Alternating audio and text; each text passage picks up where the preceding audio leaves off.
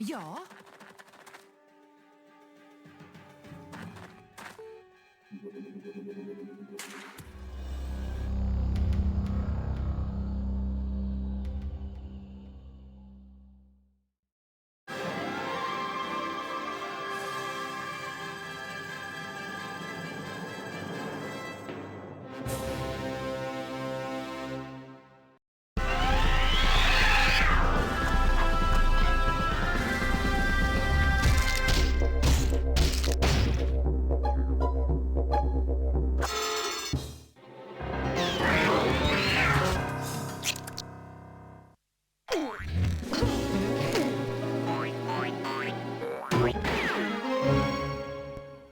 Bit much all this, isn't it?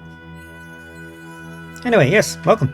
Welcome in everyone. It's time for some Discworld. Discworld 2, of course. We're back to it. We last left Rincewind last week. Not with war, now Aquila.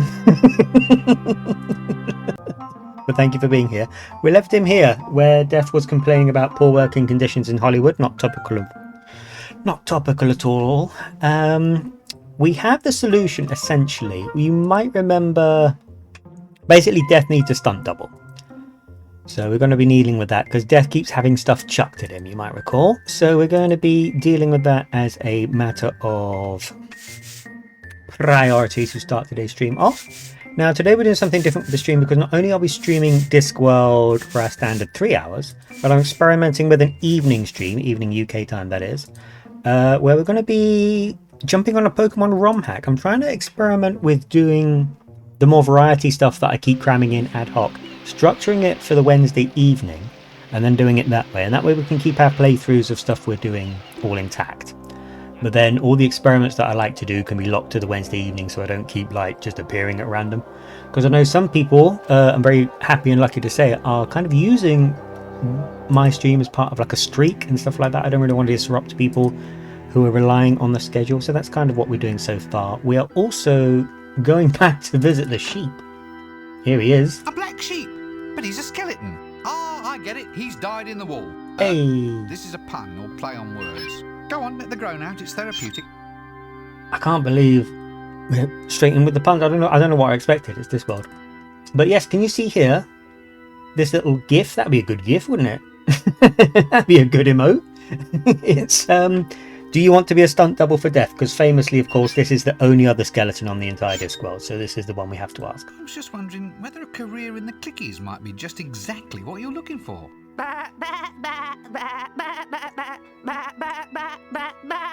There's going to be a lot of this, isn't there? I see. The local Actors League won't let you in until you have proof that your family's from overseas. Bloody cheek of some people. I'll tell you what. I'll have a look around and see what I can find to help prove your case for sheep in the arts. I'll get some evidence that proves that your ancestors came from distant climes. What a bizarre set of Bye circumstances. for now. However, we do happen to have that. A film of Neolithic sheep artwork. Yes, not particularly interesting, but I still Hello, feel there's an Lola. award Thank you in for this joining us. somewhere. Who might want proof that sheep come from a long way away? Who indeed? Now, that fart noise, yeah, I thought it was in the game. I must admit, Lola made a fart noise to announce herself on stream. I thought it was window phones. I thought because he had died, he's starting to void his bowels or something. Oh dear. I'm not sure how my mic is today as well, so we're gonna have to look, because I've very stupidly set it up where I can't see the levels. So if the game's louder than me or stuff like that, just let me Here you know. are. And we'll... Some Oh, evidence that your ancestors came from the land of Forex. Now you can be a stunt sheep. No, don't thank me. here we go. Alright, can we sort this film out now, please? Cue death! Now is the winter of our discontent, made all the more grisly by the lack of death. Ooh, to be or not to be? That is the question. Whether to be extremely cool, reach the heights of fashion and snuff it, or to keep drawing breath and lose all fashion sense forevermore. What's she doing in this? She just appears and wanders off. She doesn't seem to say anything. Is she literally the eye? Oh god.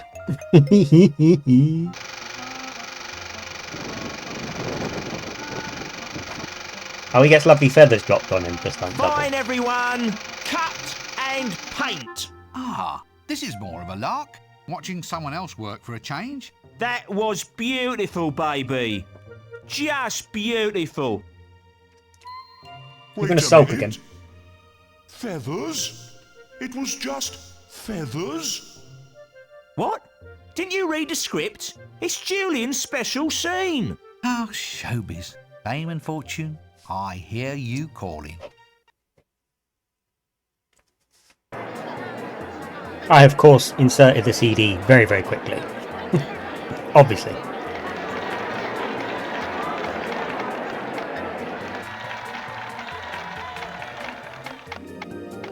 A video vixen, now Wakila says in chat. This is a diss track music video. Look at the limo. Did you get the number of that donkey cart? Oh my god. Well, welcome to our audience and welcome to Death, the latest star to rise and shine in the land of Hollywood. Death, how do you feel about your up-and-coming premiere? I don't feel. I am dead. What he means is that he's confident that the product will speak for itself. That we've got something really astounding, really new, really... What? Look, just try to appear less skeletal or something, will you? Yes, well, perhaps you might explain to us just why Can you you keep think that death crowd is a quiet, sex please? symbol for today's world. Oh, Trish, we've always known that the height of style is pure, elegant restraint. And of course, when it comes to wearing black, he's always been the trendsetter. Fabulous, fantastic. Well, that's it from outside the Odeon here tonight. This is Trish Looks Good inviting one and all to join me here tonight and get reeked. Well, I never. Excuse me, do they have those chocolate-coated ice creams here? The one with the little bits of nuts on them? They only had insect larva flavour. Ugh. Insect larva? Some new invention imported from 4X, apparently. Remember when I said in the 90s a When's this cutscene was the clicky reward for starting doing the plot? Hurry up! Some of us have to get back to bed before dawn. Cinematic masterpiece is inbound.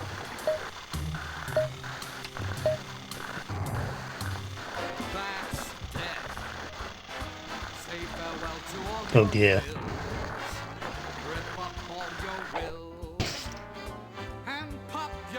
I don't like it.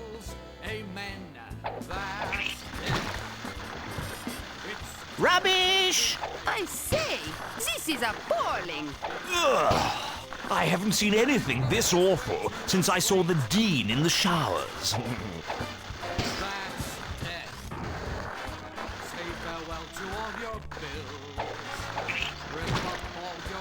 They're full on writing in here.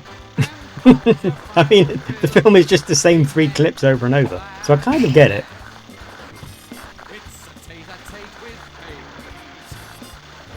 I can't do anything, by the way. This is still the cutscene.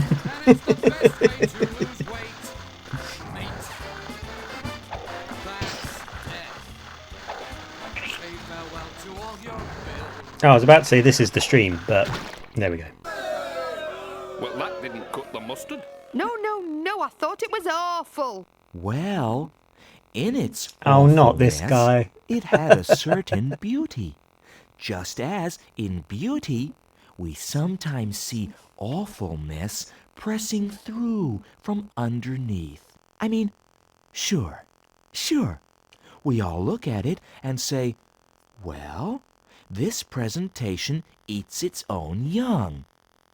But I mean, is this a fair assessment? Can we really judge an art piece as being awful simply because it exhibits no attractive or interesting aspects at all? Actually, I felt that in many aspects, Got people the film guffing in the proved cinema now. to be a very apt, very direct communication. Oh? Of what? Well, a Can you communicate this somewhere of else, just please? We have things to do how today. Untalented some clicky makers can be.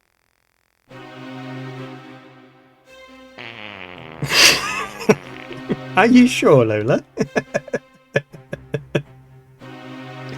I think it's more. I think it's more. This game has some quite loud scenes. It might be that the game is a bit loud. I did notice the levels during the crowd scene, especially. You could barely hear, so that should work. That should work. Right. Pop a quick save just while I'm here.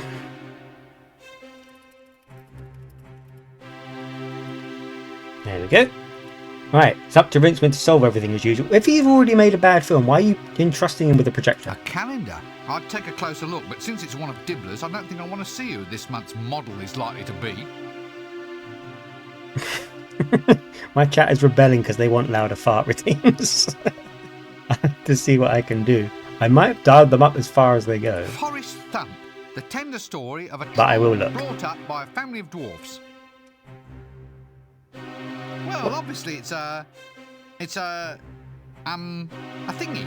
No, wait, what's that word I'm looking for? A what's name, that's the one. A prime, left-handed, reticulated what's name.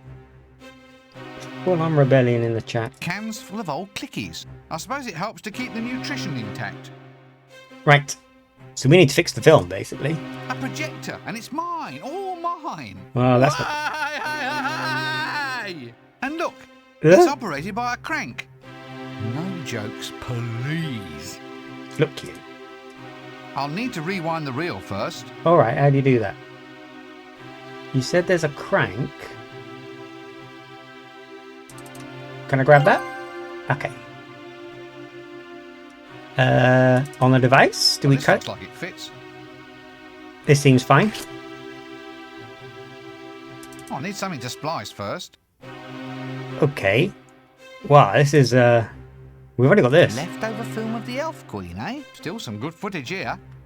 I'm not sure this is a wise idea, but Now I think I'm onto something here. What It- about splicing a few shots of the Elven Queen? Sort of subliminal, you might say. That should make them sit up and take notice. I think that's a bad idea. She hypnotizes just by being seen. This is an extremely poor idea.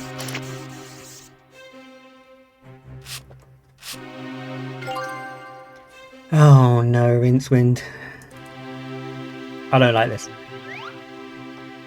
What's he standing for? Is there something behind the luggage? Oh, there is a stool. Okay. Little ta-da motion. Right, you horrible lot. Get your laughing gear around this. I've got a lovely cup of coffee. Ooh. That's death. Say farewell to all your bills. Did you like seeing this before, everyone? Could you get... Oh, no, there she is. And pop your final pills. Amen. That's death. It's a tete-a-tete with AIDS. If you're not feeling great. Yeah, that's got your attention, innit? I do say, how marvellous. Oh, beautiful. Simply beautiful. I wish my smell could have seen that. Rip up all your wills. There we go. We fixed it. I'm sure no poor ramifications can come from this. That was better than being alive ever was. Now, that's what I call real charisma. He'll go far, he will, a real star. There we go. Lola is absolutely spamming out her Zumbini coins on calling me out for putting marshmallows in my black coffee. At the time. How was I to know the spectre of death was going to become a pop icon? Now he says he doesn't want his old day job back. Wait, so he's quit Now he's anyway? a style setter. Now millions of girls are cramming themselves into undersized, tight, black lace costumes with lots of black lace, all dyeing their hair black. Rincewind, wearing stop this. Black lace and black nail polish and deep plum lipstick and black lace and being pale and very, very interesting. God, I hate wearing this dress. Do you think Rincewind has a type when it's not dragon? What do you mean it's all my fault?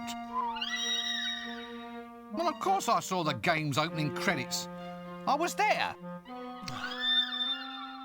Well, no, I don't think that's a good idea at all. No, it's just not my cup of tea.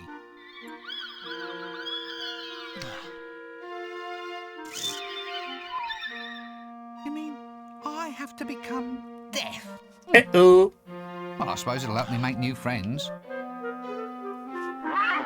Now Akilo's celebrating the Gothdale Revolution on the Discworld.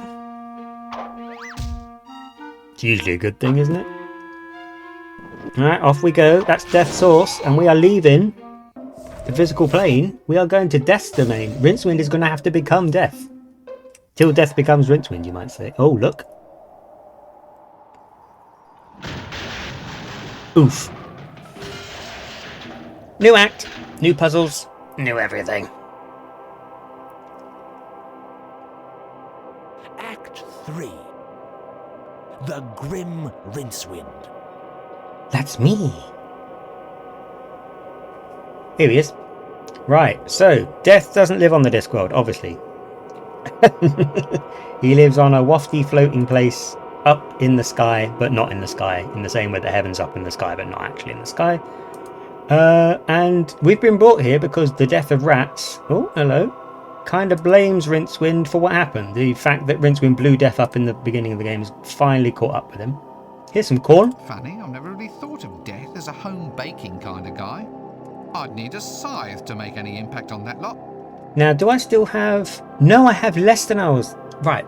I remember in the last Discworld game saying that you keep everything you pick up right towards the end, even if it's not pertinent. In this game, they've done what adventure games usually do, which is trim your pockets right down to just what's actually going to be useful, apart from what you are about to pick up.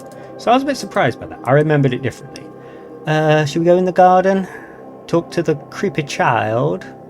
Yeah, let's go to the garden because it's the furthest point and comb our way back. We've got a lot of new ground to cover now. Ground being such as it is. Something from the books is that death is... Obviously, death is a concept and death is a fact of life. So Death, the character, has a garden because he thinks if he has a house, he must therefore have a garden and things like that. Everything's stylized this way because kind of like an AI almost, which I realise is a bit insulting. He can't really conceive of new things. He can only copy what he's seen before. He's seen gardens before and things like that. Probably had occasion to visit them every so often. So everything's been made by him to be the kind of realm that he thinks he should inhabit when he has a house. He only has a house because he thinks he should have a house. But he doesn't need any of it, and, you know, it all looks a bit wrong. Little dots. Little dots, each with 6 little legs. Gimme, I want dots. Come on, they're almost in the next world. I'd need something better than my hands to entice them back. Alright. A sundial. It doesn't seem to have a pointy thing. You know, for casting a shadow. I can't even tell the time using an hourglass. That's impressive.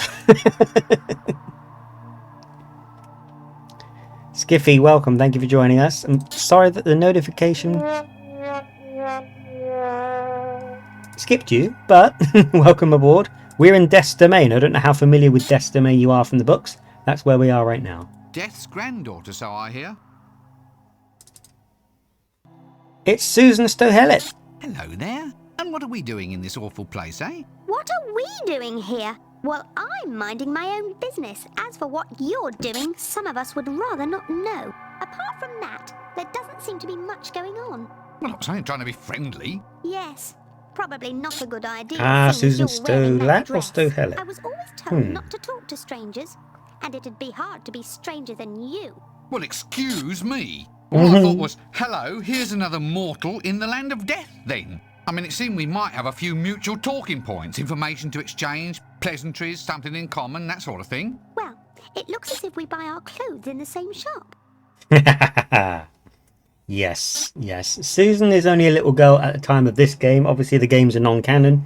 In most of the books and in Hogfather, that kind of thing, Susan's an adult. Susan is Death's granddaughter.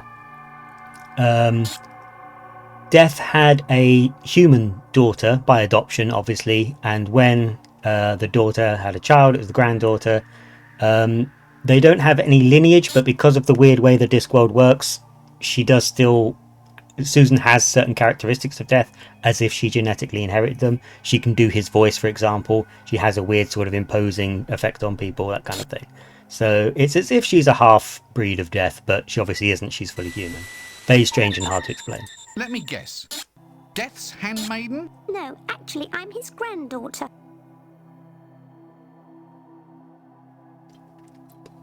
Lola, thank you very much for the subscription with Jeff Bezos' money, which we love to see.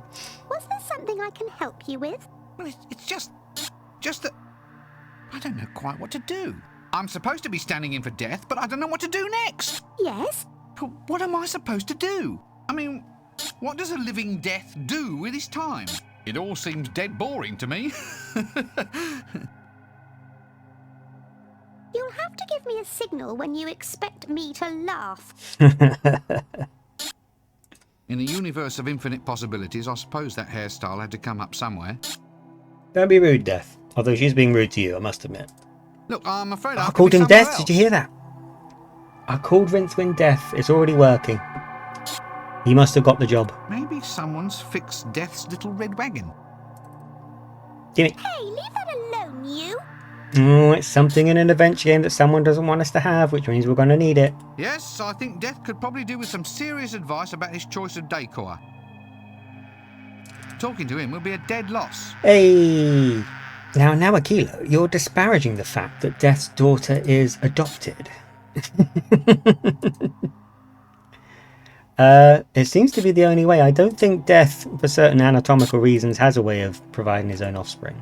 So, Death's got a little swing, has he? I wonder if it's for the girl, or whether he likes to have a jolly little twirl of an evening. A jet black pond. And, ooh, look, there's little white fish in it. Little white skeleton fish in it. Oh, well, at least his fish food bills will be fairly small. No way, who knows what's in it? Go, have a swim in the pond. Deary me. And we can listen. I thought maybe someone spoinked and goinked with the Grim Reaper, and it's cowardice. I agree. I'm not sure the book's ever actually explored that. I bet a whole heap of fan fiction has, though. Obviously, he's got a beehive as well. Bees. I'd ask where their pollen comes from, but I know they go into flowers, and I can hazard a guess at the colour of the bloom, so let's just skip all that, shall we? The bees are all black. Very cool of them. I wonder if we can get sunglasses with multifaceted lenses. Yes, Death is a beekeeper. Black honey. Everything's black in Death's domain. Obviously, that wouldn't work for a game, so they've taken a few creative liberties. Shades of green, grey, and blue, and that kind of thing. But in the books, Death's domain is completely black. Hello. Horsey. Ah, Rope. Breakfast of Champions. What? The bees are black, he says, as clearly boobly is flying to the screen, says Inteply Dan. Well, yes, that's exactly what I mean. That's exactly it. Yeah, they are pure black. There's, I think in the instruction manual for Discworld 2, there's a picture of like a pure black bee with a little skull motif on it. It's a very cool design. Why does old Bony Bum have such a well-padded saddle? Is he frightened of chafing the horse? I'm taking his saddle. I'm Death now. And my bum is especially bony. Not as much as actual Death's, of course, but okay, that didn't work. Guess I need to win his confidence first. Rincewood's adapting to all this very sort of laissez-faire, isn't he? Bits of dead grass. Give me that straw. I'd pick them all up, but then I'd just be grasping at straws. Nah. Get it? Grasping at... Yeah. All right, I apologise. All right? Good. A high-stepping horse of doom. Now, there's something you don't see every day. On the Are you Discworld. kidding? Can you imagine just how bony Death's horse would be to ride barebacked? On the Discworld, for some reason, instead of a skeletal horse, Death has a full flesh and blood horse, which is immortal. And he calls it Binky. And Binky is very sweet, but very powerful. We're going into the House of Death itself now. Ooh. Death's homey little house, complete with black walls, black floors and black ceilings. It doesn't start looking any better as I get closer either. So after all this time, I'm finally at Death's door. Funny, I always thought it would be a more dramatic moment. Oh, you wait. You got plenty to look forward to.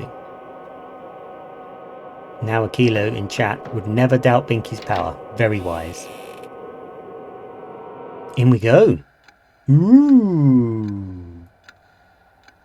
Now from this angle, we can only assume that Rincewind and the luggage are standing Michael Jackson style and slanted. Because if you imagine this room actually not at a Dutch angle, they've come in wonky and drunk. The umbrella stand. It rains here. Actually, there's no umbrella, just an old scythe. We're going to need that. Now we're cooking with charcoal. With this, I really feel the goods. Well, there we have it. How about it? Check out your Miraquire faces in Virtual Rincewind Sanity. I don't Nice know, black material. What we got? Golf bag. Death's golf bag? Yeah, I'm not sure I want to see what the balls are like. The skull cliche is growing very old very fast. Well, get used to it. We've all got one. Up he goes, special staircase animation. Oh, he's had it. Rincewind, that's not an amazingly big staircase. Are you quite out of shape? It's okay if so, I'm just curious. Oh, I'm not really a golf sort of person. Actually, I'm surprised Death had the time. What a lovely brutal swooshing sound this clock makes. They say in the books that Death's clock is one of those clocks where you can feel each tick is shaving a second off your life. This is a very final sort of memento mori sort of a clock. Oh, speaking of things in Death's house, this is the room of hourglasses. This is where everyone's hourglass of how long they're going to live is stored. So you can't really see from here, but there would be millions of these and the room would be almost infinite in depth. Each of these hourglasses represents somebody's life. Every grain of sand is a precious moment, never to be recaptured. I wonder what would happen if you added water. Ooh.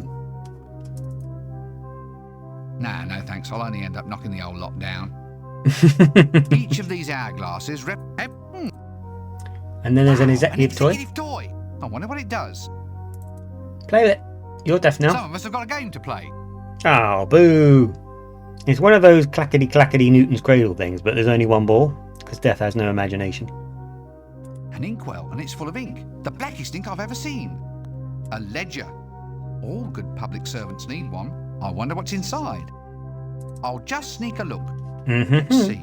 The last entry is Fool and Chucky. The last column hasn't been checked off yet. The previous entry says Skaz's ants. Well, at least they're all correct and accounted for. Poor little souls. Wait, who killed all the ants in Hex? We were just using that. Oh, I guess we aged it up artificially with the pyramids, so probably loads of them died of old age. So yeah, no one has died since the fallen Chucky right in the very first cutscene of the game. Because that's when Death went missing. And there's a cord here. Looks like a servant's cord. I want I service. wonder what this does. Yoink. Here we go. Service! Service!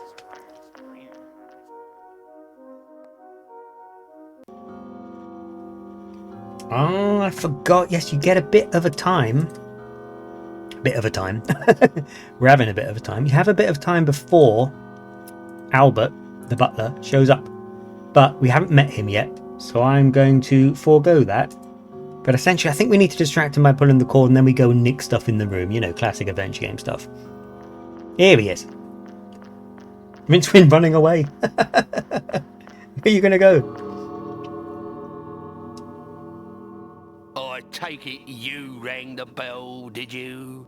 That's right. And what was it you was wanting? No, nothing really. I must have forgotten. Wonderful, sir.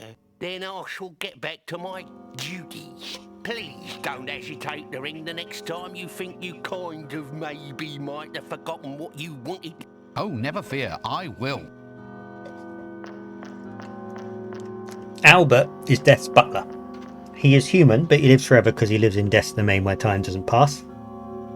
He used to be a wizard in Unseen University, but because wizards know when they were going to die, Albert tried to cheat Death by performing the rite of Ashkente backwards.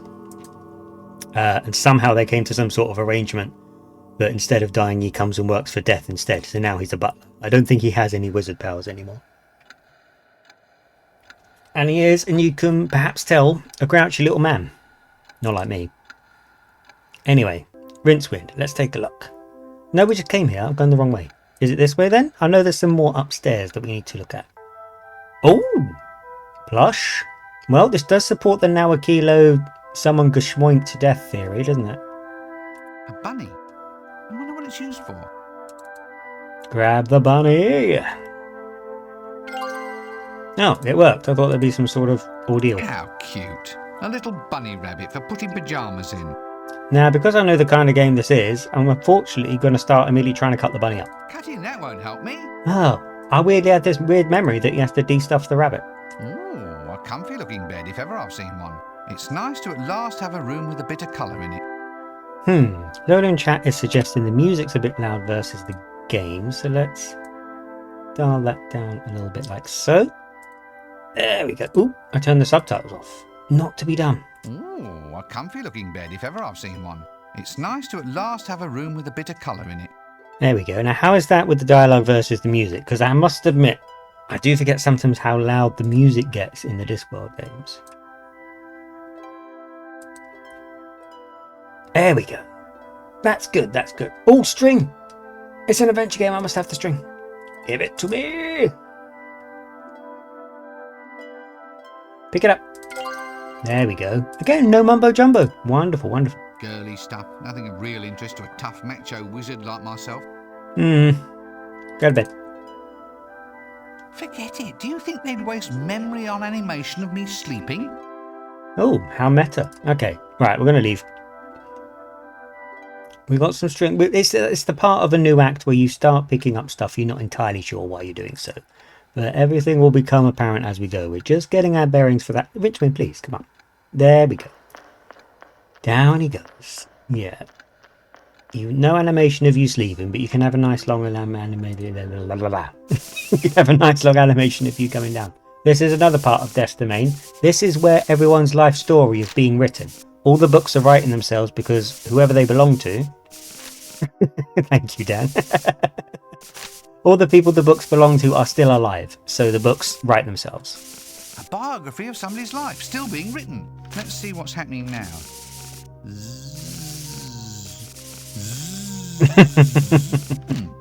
Must be the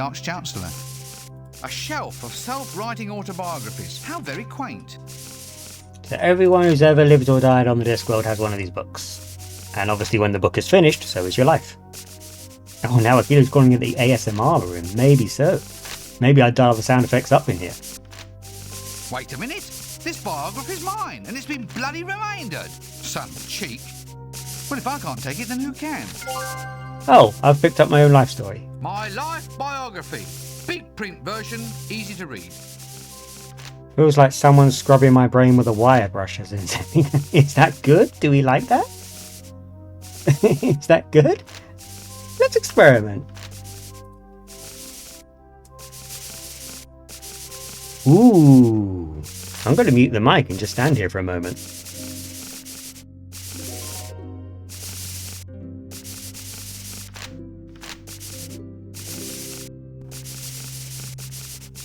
Alright, I'm getting some immediate protestations, so we'll put that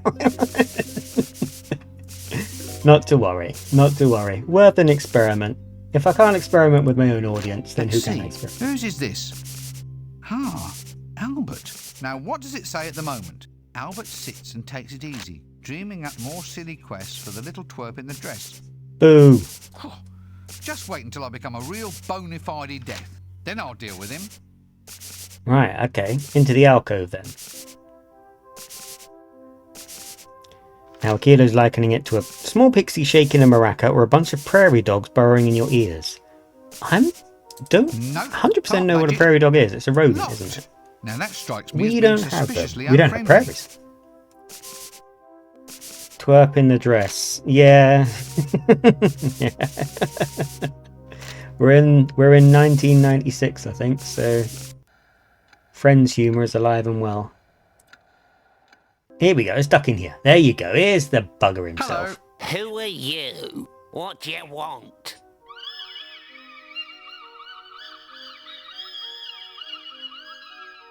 Yeah, that's right. Look, I'm here to become Death. You what? You know, Death. The Pale Horseman. Horse. We've got a prairie dog live on screen. Very big in the hourglass and scythes department. You? Oh, not for long. Just I'm not sure I until trust you himself into him with the gets dog. back. I have to fill in for a while, you know, get the backlog moving, that sort of thing. Got the faintest idea how to do it, have you? Well, I suppose so. We got standards to maintain, mister. We takes a pride in our work. I ain't having you letting the side down. Listen, you got to be at the snuff before you can be deaf. Now, how do you mean? Well, you got to be able to ride the pale horse. And Well, you gotta here's wear a the bunch of right tasks for this part of the game. Death wouldn't be seen getting anything but a black robe. Yeah, you'll need a scythe and a capital letter voice. Something chilling. Is that all? You want more? No. Get on with it. Oh, goody. Another quest. I'm just flotsam on the sea of life. Yeah, stop snivelling and get on with it. Yeah, that's quite a tone to take considering that you're meant to be my servant, but okay. Now Akila's pointing out how alike Albert and Death look. Death. Rincewind. It's sticking, it's working. I seem to think he's Death. It's either an art style thing or some sort of secret related lore drop. Get your thieving hands off. I work here. That's mine. But this is Death's kingdom. Time never passes here. I never said tea time would be soon. I'd better just let it be. Take an oily rag. Got any objection to that? Oh, you sure? You sure I'm allowed to take the oily rag? Yeah? Alright. Potbelly stove, eh? About time this one went on a diet. Don't be rude. There you go. Reasons will become apparent. Ah, a lovely view of... On second thought, why not just look at a blank piece of wall? It's sure to be much more scenic. The bells, Oh, no. they never stop ringing. Sorry, I got carried away for a moment. Albert, an annoying butler type of character. He's going to find himself in terror of his suspended little life once the new management takes charge. Oh, you're very determined, aren't you, Rincewind? Got to put your money where your mouth is, I'm afraid. Having fun, are we? What was it I was after again? Oh, I can't imagine, mister. Advanced psychological treatment, maybe. Just tell me what I'm supposed to be doing. A black cloak, a scythe, a deep booming voice, and a demonstration of your horsemanship. Surely even someone like you can remember that. Very rude, this guy. Well, we have a scythe. We got it from outside. Will this Yeah. work? There we are. Read it and reap, Albert. See? A scythe. Oh, we are Mr. Clever, aren't we? Yes. I suppose you've got some idea about how to use it? Well, of course I can use a scythe. You can just sort of, yeah, well, I'm sure I'll get the swing of it. It will just take a bit of practice. Not inside where you'll scar my woodwork. Take it outside and wheat the field. When that's done, then perhaps you might have enough skill to go and reap some souls. You know, if I end up in charge, your job is definitely one for downsizing. It's very odd, isn't it? Because no one is dying. I am who's been called to be replacing death by death of rats. And Albert's still like, no, I don't think I work for you. I don't think I work for you until you prove. It's like, that's fine, but no one's dying while we're doing all this nonsense. I guess time's not passing here, so it's not a huge deal. Are these doors real? They don't appear to lead anywhere. Okay, alright, so we've got 2 fewer rooms than I thought. We're going to pop back outside. Oh, what's under the mat? Ooh! Hey, there's a little key under it. Wonder where that goes. Oh, it's cute. A key to death's door. Shouldn't it be a skeleton key? Read it and reap is very funny, actually, says now. Good job, Discworld. Rincewind likes it when people give him a hard time. He's a quest pervert. He does insist on it. There have been occasions where someone's given him something for free, and then he's been like, oh, I don't believe you. And they're like, oh, all right, we'll go and do something. Happened in both games, didn't it? Yes, yes. As and when we get to the 3rd Discworld game, we won't have Rincewind anymore. A little bit sad. We did end up missing him when I was growing up. I'll have to wonder if Luton, the new protagonist, is as quest masochistic as Rincewind is. Right, get to work, you. About time you did some work. Oh no. Ow, my back, my aching back. That is me doing the gardening, to be fair.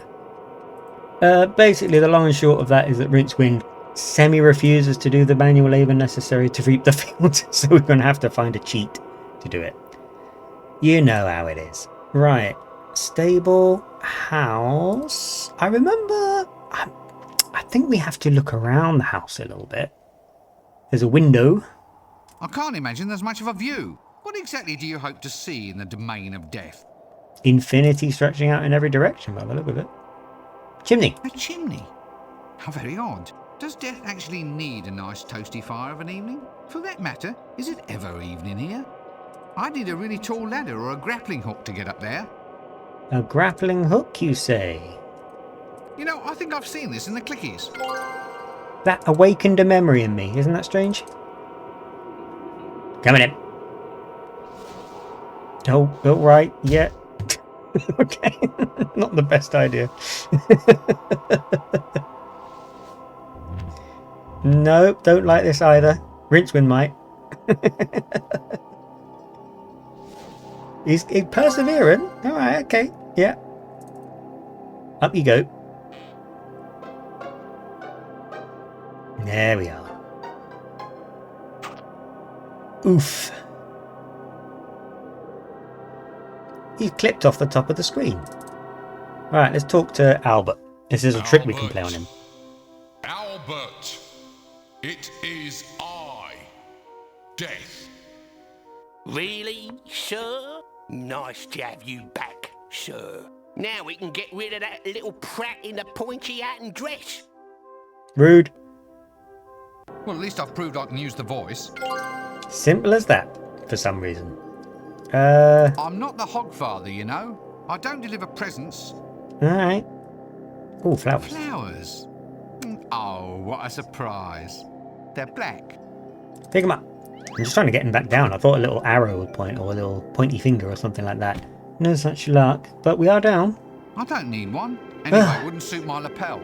You stop this. Right, let's do the... Do you remember earlier I said about distracting Albert? We're going to give that a go, because I want to steal some sugar. I think Rincewind... Oh, no. We'll get some complaints if I'm back in. I can't remember if we need to go back in there or not. Pretty sure we do. Where's the office? It's upstairs, isn't it? God, it's my first day. I've been given no training. We've all had jobs like this. You get given no training, Everyone expects you to know what you're doing straight away. No one's going to show you where you are, where you sit. Deary me. And the working hours, I imagine, are quite long, considering that people are going to go on dying for the rest of time. So Rincewind is kind of stuck here. Here we go, here we go. Pull the cord, get Albert to run out. We'll run the other way while he's doing so, and take the sugar. That's the plan. It's a heist. It's a caper. We're on it now. I wonder what this does. Bing bong. Lovely, lovely. Here he is. Up your pop, son. Back to work. God, look. Mumble, mumble, mumble, mumble, mumble. Look, you wanted to live forever, Albert. That's why you tricked death, and now you're here. You decided to do this. So now you have to do the job. This is what you signed up for. Was it in here? I'm still learning my way around. Great. Luggage needs a ski mask. Now I can to cover luggage's eyes, of course. It doesn't happen in the game, but in the books, the illustrations for it, the luggage has like a tongue and teeth that it can manifest if it wants. Sometimes if someone falls in the luggage, which is, you know, a grisly fate, it licks its teeth afterwards. Like, what a tasty criminal I've just eaten. Right, who likes sugar lumps? Horse likes sugar lumps. Off we go. We'll make friends with this horse yet. Just need to quite literally sweeten the deal. Over we go, Rincewind. It's lovely and still on that part. I guess it would be deathly quiet, wouldn't it? Come here, luggage. You've got what I need, as is your way. Gobble up. Lovely. That's a good binky. There, I think he likes me now. I'm easy to get like. I'm easy to get like. If you just give me a handful of sugar. Now Akila's saying, I always figured there was a little face on the side of luggage. Am I crazy? Like a little beak? I mean, it makes sense. But yeah, I think when the hatch itself opens, that's where the mouth is. So the mouth is on the side. Luggage is technically walking everywhere sideways, like a crab. There we go. Now I've had to put the glue on because Rincewind's not very athletic. If I try and make him ride the horse, even though the horse likes us, he'll immediately fall off. So he's going to stick his own bum to the horse. And like so. Oh, because he tries to trick the horse, but it won't work now. See that? That's some extreme horsemanship. I did it. See? I can ride. I can ride. Yippee-ki-yay, sir. But I did it. See? I passed the test. Yeah, so I see. Shall I prize the saddle from your flesh now, sir? Or later? The trouble with you, Albert, is you have no sense of fun.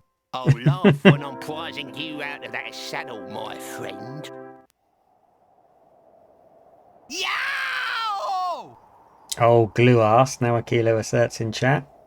Correctly so. Now, luggage, while you're here, what else do we have? We've got an oily rag. What do we need? We need to reap some souls, right? We've got a magnet. What do we need a magnet for? We got that back from earlier, didn't we? I don't remember picking the magnet up. Hang on, hang on. Worth a peek. Maybe it'll tell me what's happening next. Rincewind sneaks a peek into his life book, expecting to read what'll happen next. Meta. Not helpful, though. So, I happen to know we need the wagon from Susan. And in order to get the wagon from Susan, we're probably going to need to make some sort of horrible adventure game deal. Wagon, please. My, what a lovely toy cart. You can't have it. Oh, please. Oh, all right then. But get me another toy first. One of the autobiographies from the Hall of Records should do. Something to laugh at. Oh, Laugh? no. Those are people's life stories we're talking about here. Real tragedies, hopes, dreams, triumphs and aspirations. How can you possibly find them amusing? I was thinking of yours. That should be a laugh. Just bring it here once you've found it. A little bit rude, You also see, a little you bit know- lazy, because you just go and get this. Go and get it yourself. Well, here's my book. There. Oh, no. My ongoing life story. Are you satisfied? Oh, look. An autobiography with Join the Dot pictures. That's a catalogue of all my hopes and dreams, all my achievements. You treat it with just a little bit of respect, young lady. Oh, look. Here's your thought for the day. Ah, what does it say? Actually, The line is blank. Give it Boom. back. Some people just don't appreciate quality literature. Now just tell me something else you'll take in trade. Anything but the story of my life. All right. Go get me one of the really old biographies then. One of those ones with pictures. They're kept in a locked dark room somewhere inside. Oh no, I can't. But Rincewind, you've done it again. This is what we were talking about earlier. You've solved something and then complained, and now your life's got more complicated. So now we're going to have to go back to the scritchin' room. Trigger warning, one and all. Because I think we are going to need the key that we found. Perhaps it unlocks the alcove where the much, much older books are kept. So we're going to be taking a look on that basis. Faint memory suggests that might be the solution. I'm kind of flying by the seat of my pants a bit on today's stream. Because if I forget, I forget. It's just it's more organic to... Oh, hang on. Here it is. Here it is. It's like 1,000 tiny whispers. Yes, we're in. Oh, Rincewind. This... I mean, now Akilo's talking about your glue arse. Look at this. Yeah, you cover it up, please. Oh, you handsome little sea weevil, you. There's enough of that. Oh, it's long. Long and hard. Rincewind, stop long and this. hard and shiny. You know, I don't often get to feel them in this kind of condition. Shelves, I mean. I don't often feel shelves in the dark. All right, yeah, I hated all of that. Are you kidding? Who knows what's hiding in the dark? Right, is this one of those situations where you've come in and luggage has got all your stuff? Right, in we go. Good idea, but I'd only burn my fingers. Rincewind, I swear to God, I'm gonna... I might as well give him the matches because he's going to need them. So we don't have a candle or anything, do we? Are we going to have to deal with some bees and make a candle again? Oh no. Okay, alright. And yes, now Akilo, I think that Rincewind is that Rincewind's a clip in the making, I think. I'll have to deal with that later. Join my little pantheon of weird YouTube shorts. Yes, I think we're going to be going to see the bees. As I look at my pockets of justice, it does look like we're going to be dealing with the bees, trying to... I remember that we have to basically repeat what we did with the bees earlier. It's just something adventure games do sometimes. You'll do a puzzle, and then later on you'll have to repeat the process with varied steps. Happens in one of the Monkey Islands, I think, as well. You have to make a voodoo doll twice in one of them. Once improvised, once not so much. Do I have anything protective to wear? Not really, so he's probably going to complain. You can put a fake arm in there. Let's see if my memory is correct that I can smoke the bees out by lighting an oily rag. I'll need some head protection first. Ooh, key. Yeah, just put the burning rag back in luggage, that's fine. What to put on your head then? I must have missed something. Let's take a look around. Lovely, lovely. Yeah, I'll deal with you, Susan. Don't you worry, we'll deal with you. Have we seen anything to wear anywhere? Maybe actually in the bedroom. Maybe there's something in the bedroom if we rummage through the cupboards and stuff. Very grim business for Rincewind to get involved in, but it's that kind of game, isn't it? It is that kind of game. Let me just go and grab something over here. Gotta go all the way over here. Can we fast travel in Discworld 2? You can fast travel in Discworld 2. You couldn't in 1, so there's something at least. There we go. How about that? Right, I've come all the way in here. I don't think there's anything to take, is there? Toys? I was hoping for like a cupboard or an armoire. Is that what that word is? Something like that. Forget it. Do you think they'd waste memory on animation of me sleeping? Pajamas in the bunny now, Akilo suggests. Oh, because it's... Is I it... wonder what's inside. Ah, how A clever. cute little bunny rabbit, minus the stuffing. A nice lacy nightgown. Right. Due to my hubris and silliness, we have walked here for nothing. So we're going to ping back. An armoire, Lola says. Are we looking at the armoire? I must go to my bedroom so I can get dressed in the armoire. Then I spend some time reading on the chaise. You can tell if it's a posh English word because we just steal French. There we go. Behold. Well, at least it isn't an undergarment this time.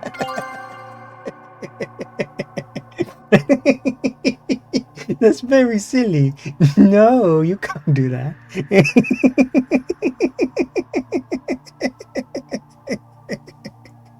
Sorry, I'm still here. It's just... That's very silly. You can't do that. Well, this should do the trick. Oh, yeah, you're very clever. Yeah.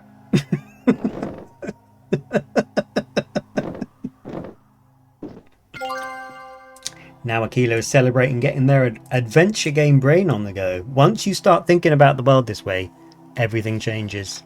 Not sure for the better, but it does all change. I'll just sneak a little honey. They'll never notice. They will notice, but you'll be long gone by then, hopefully. Right, what else do we need? Beeswax. You stick your hand in for that, do you? I'll just grab some wax. God. Ugh.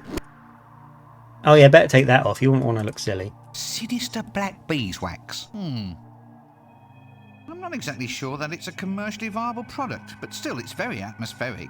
Very malleable and very black. Right, I want a candle. Now we're cooking. Couldn't make one before. Oh, we even sculpted a little skull on it. Look, very clever. Now that's a sinister black candle. Should look good on a sinister black coffee table, next to a sinister black Hovel Improvement magazine. Ah, must admit, I'd probably have that decor if I was left unattended. Right, off we go. I can giggle and cackle to my heart's content in such a place. Oh yeah, I can fast travel, can't I? Where was I going again? Oh, I'm going to that little switching room. I think I need to hydrate. I might just sat at my desk with a coffee, but not a water. Very bad of you to do. Very bad of you to do. Don't do it. Right, I'm going to hide in here like so. And we will light up the alcove, but I'm going to briefly take a break to get some hydration. And none of you can stop me. See you in a moment.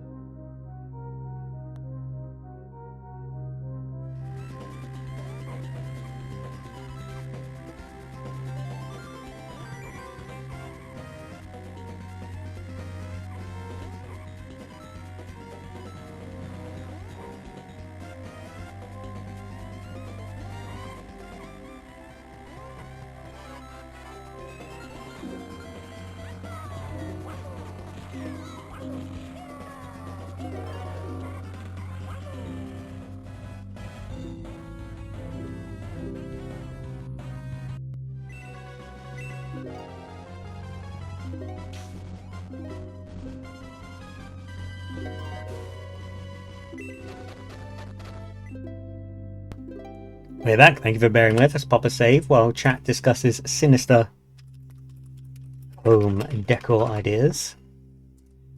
You know when you need an A for something and then you just happen to be looking at something? It seems to be shaping how I do save games. So just name them after whatever we're talking about. There we go. Right, now stop your whinging. Get to work. Now this book is of course rendered differently to all the others, so it caught my eye immediately even when it was dark, and of course we're going to grab it now. Like so. This big fat hands he's got. A life tablet. Oh, look, it even has a comic section.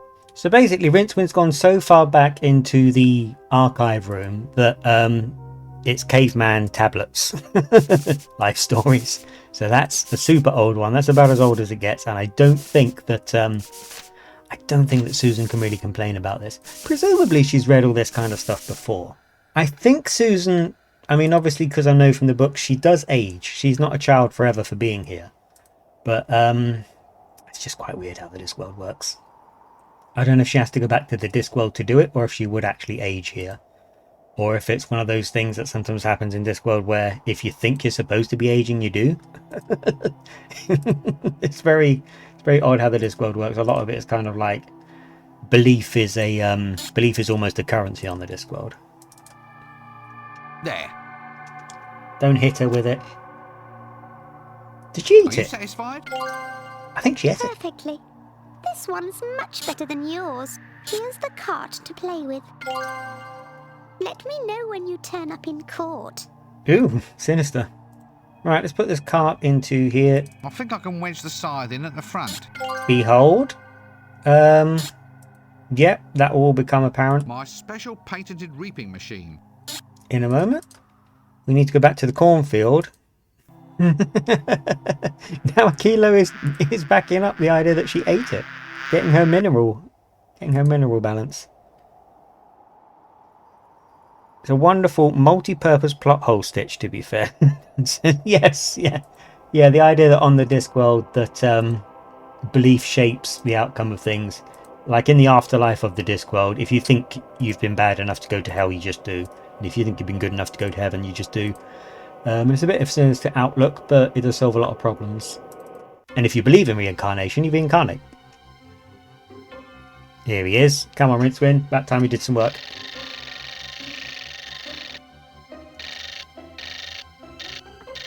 Crop circles. Complains about the skull motif, makes one anyway. You could have drawn anything. You could have drawn, I'm going to say it, you could have drawn a willy, couldn't you? You were talking about them all the time in the alcove, but now this. Right, here we go. Albert, I've done all your tasks. You weren't witnessing that one, but presumably you can look at the cornfield and ascertain it was me. Does that mean we're done? Ha! An entire field of corn reaped. Yeah, I've got you trembling now, eh? I'm apocalypse material now. Oh, indeed, sir. You're gonna strike fear and trembling into blades of grass everywhere. You bet. What am I missing? Having fun, are we? Look, what was it I was after again? Oh, I can't imagine, mister. Advanced psychological... Don't be rude. I'm asking you a perfectly reasonable question. Just tell me what I'm supposed to be doing. A black cloak. The cloak. A scythe. A deep, booming voice. And a demonstration of your horsemanship. Surely even someone like you can remember that. Hey, guy. Little guy, we're friends, right? Can I have your cloak? I'd better just let it be. Ooh. Black cloak. Black cloak. I don't have any material. Not swagged out enough, now Akilo says. It's always been Rincewind's problem. I remember being very impressed with the ruffles he's got on his robes in this version compared to the previous. Oh, curtains. Let's steal a curtain. This one looks more mobile. There we go. Right. Coming back in with a curtain and just immediately going to show him. Like, there, you're happy now. His face. There we are. One robe, comma, black, comma, spectres of death for the use of. Call that black? It is black. No, it ain't. Not your light falling into it, never to escape. Oh, this kind of guy. black. It's not the kind of black death would wear. You're not making any friends here. I hope you Death know ain't that. here, is he? All right, blacker than black it is. Here we go. You be careful with that terminology, Rincewind. We're in the 2020s now. You mind how you go. We English don't have much to play with as far as cultural tolerance is concerned. Right. I am on my way. There's a death wearing dark green literally right there. So now we can... Yeah, I know, the cartoon palette. Because this room is meant to be black, but it's obviously rendered in green. Because if it was in black, you wouldn't really be able to see anything. Deary me. Right.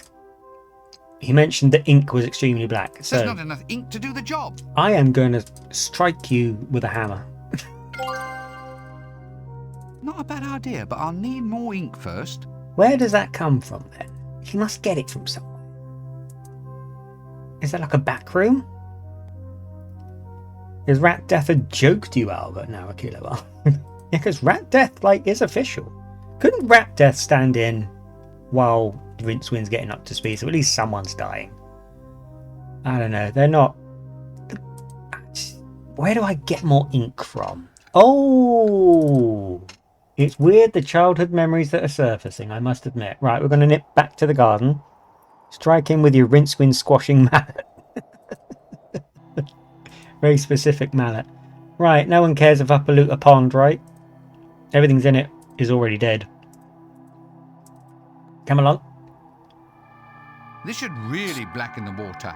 Yes, yes. What another ethical action you've taken.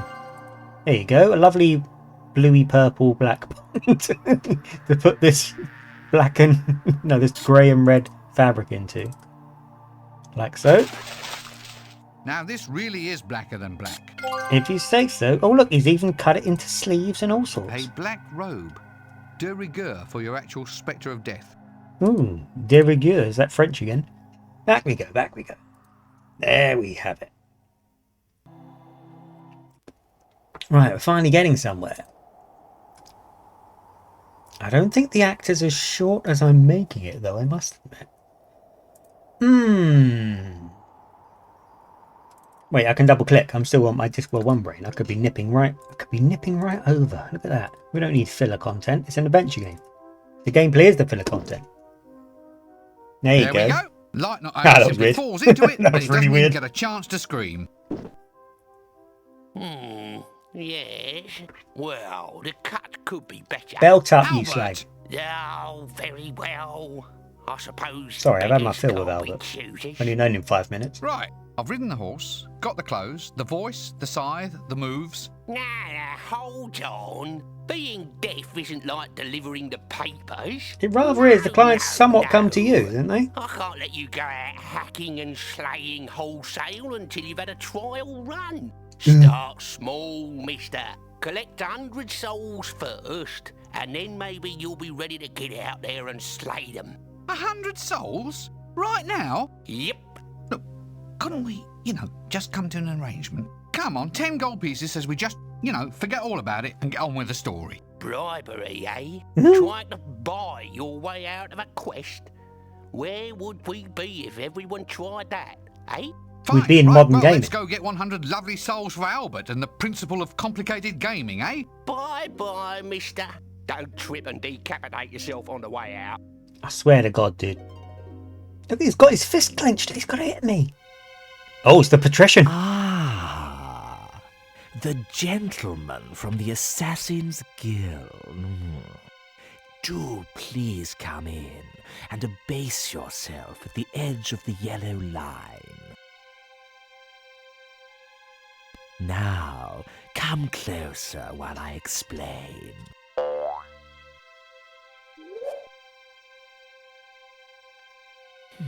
Not that close, not that close. Oh, sorry. Now look, I want someone removed. A potential troublemaker, somebody who's become too popular for his, or should I say, my good. And there has to be no way of connecting myself with his demise. Say no more, sir. Say no more. We shall strike like the subtle hand of doom, leaving nothing but weeping in our wake. For you see, we are the night. You are? I thought you were the Assassin's Guild. Ah, well, we are the Assassin's Guild, but we are also the night. So, in fact, you're that period of the diurnal rhythm defined by darkness, are you? So, nighttime thefts, muggings, murders, and overnight cart parking in restricted zones. We can just start billing the Assassin's Guild directly, can we?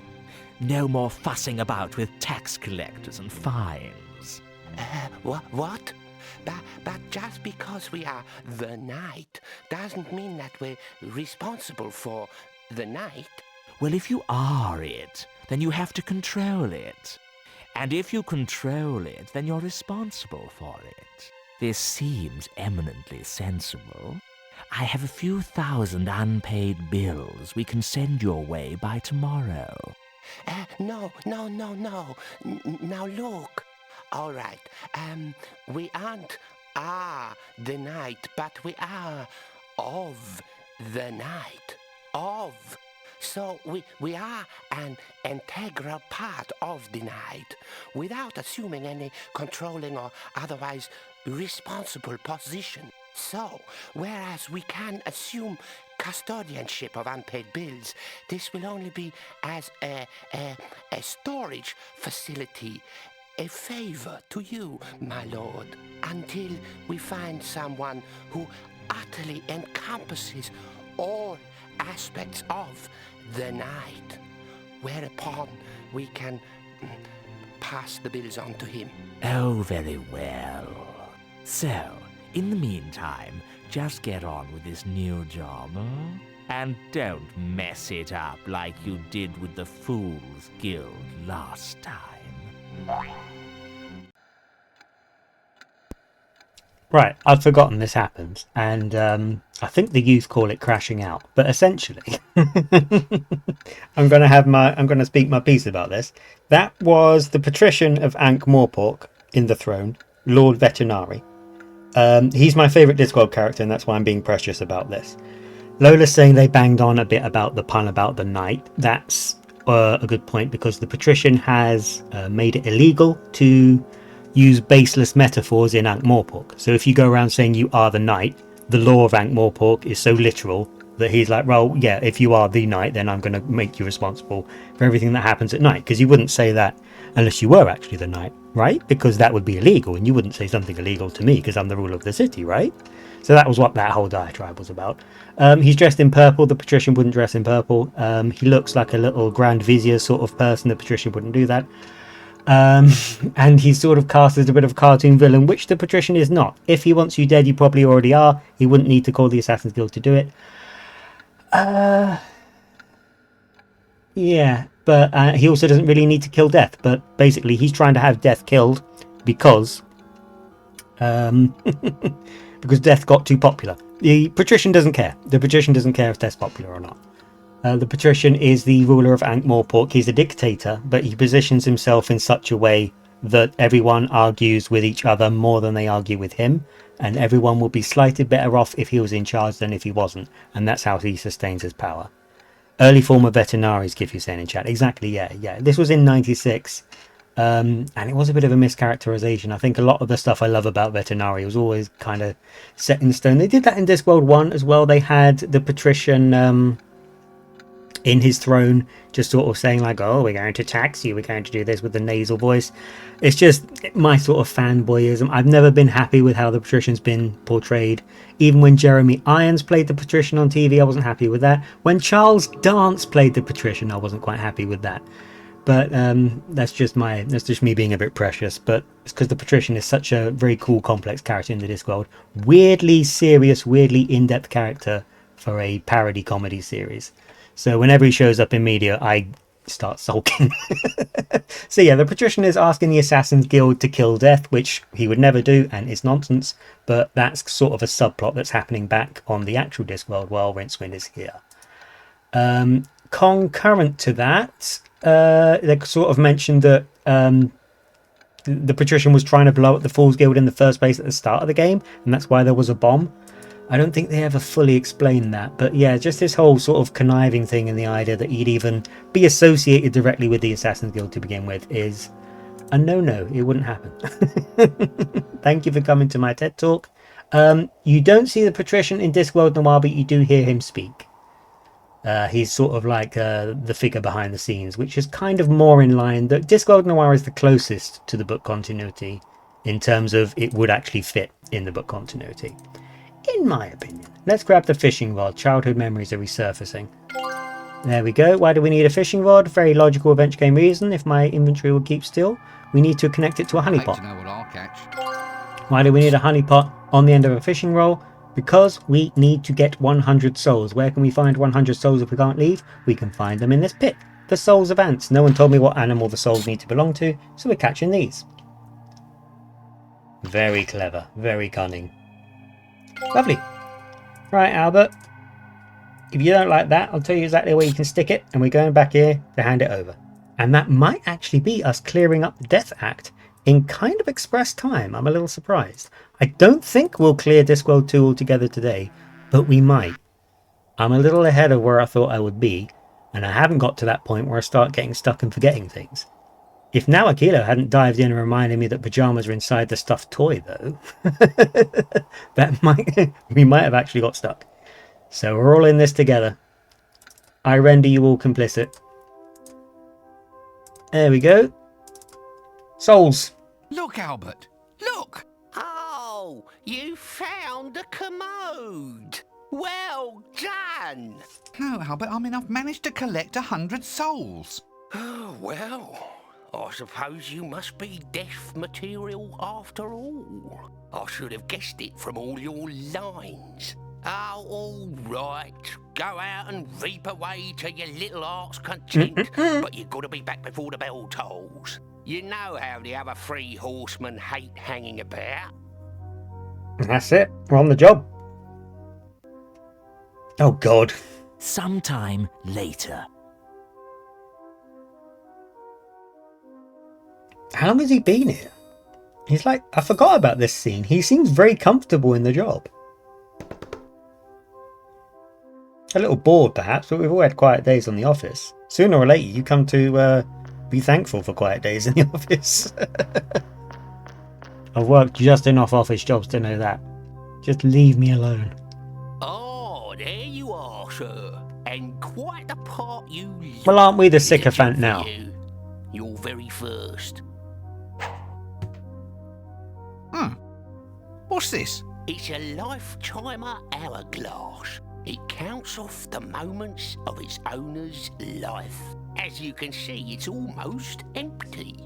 Perhaps it's time for you to put down your milky tea and actually do some work. Careful. All right. I'm going. Who does this hourglass belong to, then? Oh, you'll find out. I think you'll find him quite easy to spot in a crowd. Here we go.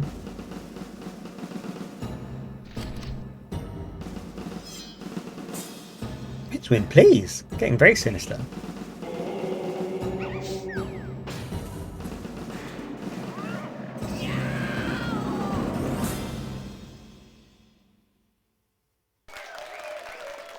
Oh, God. Everyone's worshipping the Grim Reaper.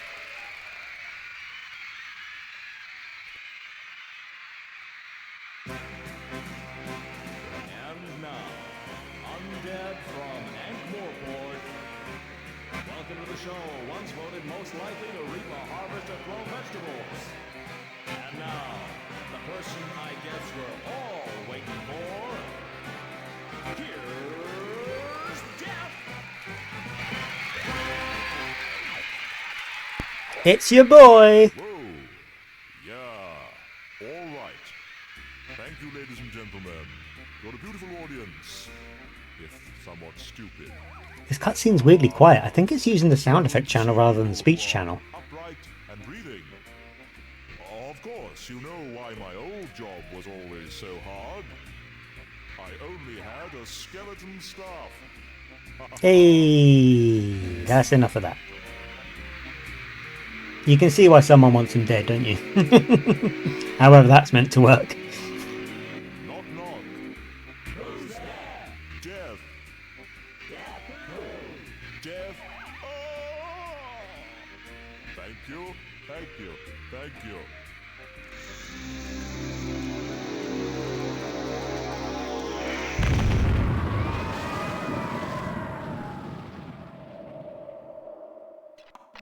Oh, you've heard that one, eh?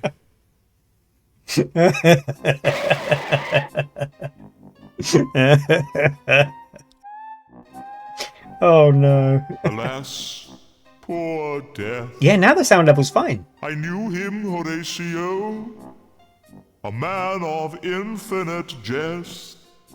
Well, not exactly infinite. I didn't think I was doing too badly. Maybe it's best not to quibble at this point in the proceedings. This is ridiculous. How can death die? The more like me you became, the more mortal I became. Ah, Sod it. I was just starting to get the hang of this. Oh dear, I really do think I'm fading. Maybe taking time off from my job wasn't such a good idea after all. Ah well, I suppose it's in good hands. Ta-ta. Have fun being the Grim Reaper. That's it, is it? Grim Reaper? End of the What do game. you mean, Grim Reaper? Well, if I'm gone, then the job's yours. Through all eternity. But I can't be the Grim Reaper. I'll get queasy just squishing caterpillars on the baby lettuces. No, stop it. I don't want to be left holding the scythe. Nope. I'm slipping, I'm afraid. My time is running out. I wish I'd had a mother. Because if I'd had a mother, I could cry out, Mother. But I didn't, so I can't. Blast. Other famous last words are, Don't point that at me. And, Why is that red light flashing? And, How does Dibbler make a profit on this stuff at 5 groats a bottle? I know them all. Now, which one shall I use? Let me see now. He's very resigned to his All fate. right, just stay there, and I'll try to get you on your feet again. Oh, very dramatic disrobing by Rincewind. He's leaving. He's going to leave. Act 4. Till death us do part. Well, there you go. We've made it to another act already. Go back to Bonestock. Oh, God. I want the hat. Something rings a bell that I can go back and get No the point. hat. It's blown to shreds. The cork on the hat? Yeah, come on. Don't you play the laughing boy with me. Odd. Why does death have an hourglass? A little redundant, I would have thought. It is true that death has an hourglass. Every living being on the Discworld has an I hourglass wonder that if says there's how any long we're market going to for live. xylophones these days. And that includes if you're immortal. Pick him up. Take him with me. Ooh, I'm going.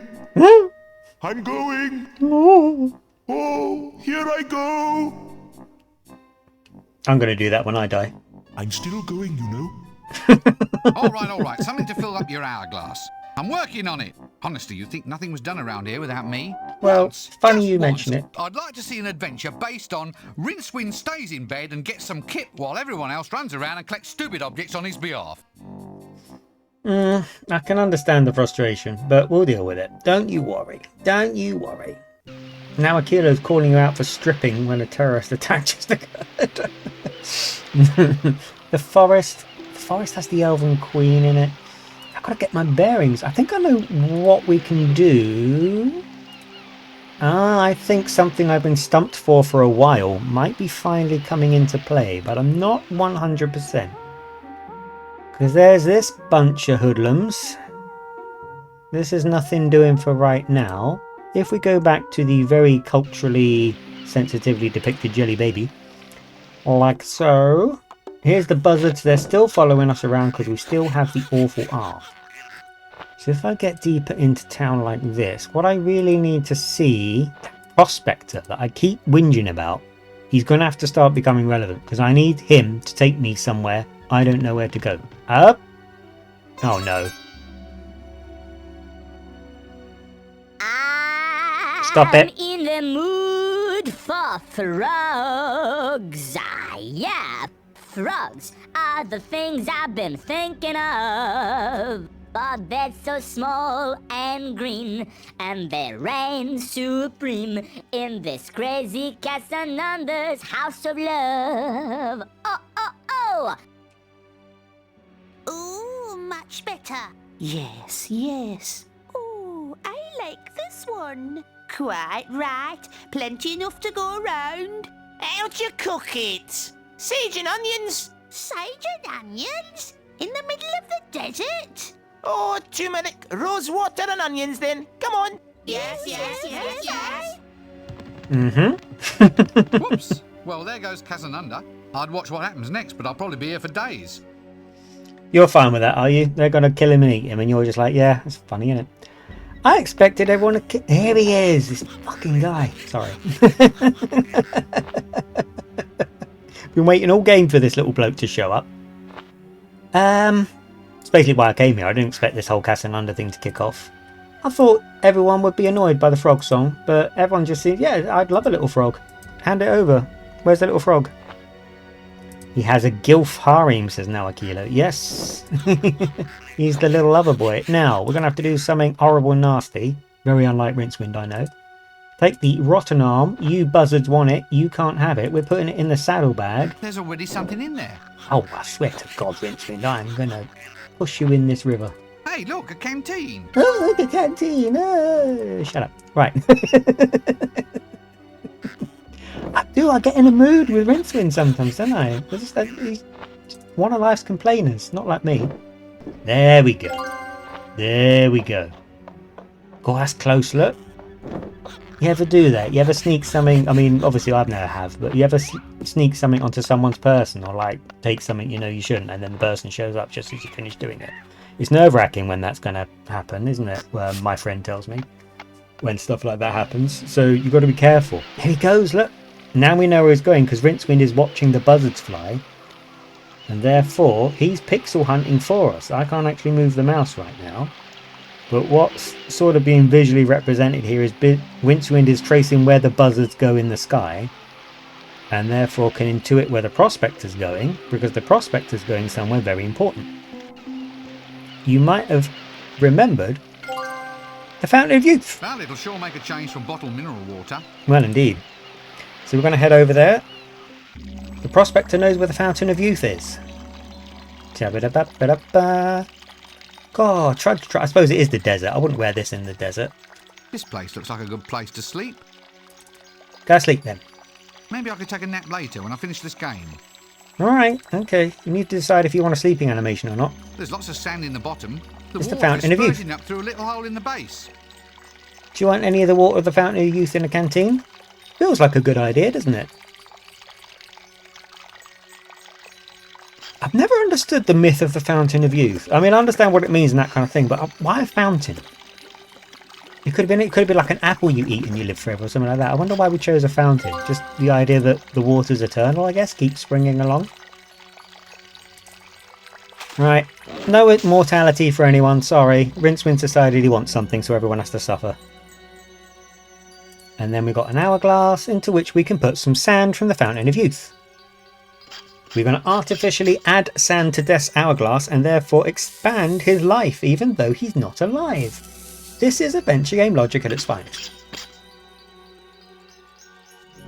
Oh, look how happy he looks. Look at his little face.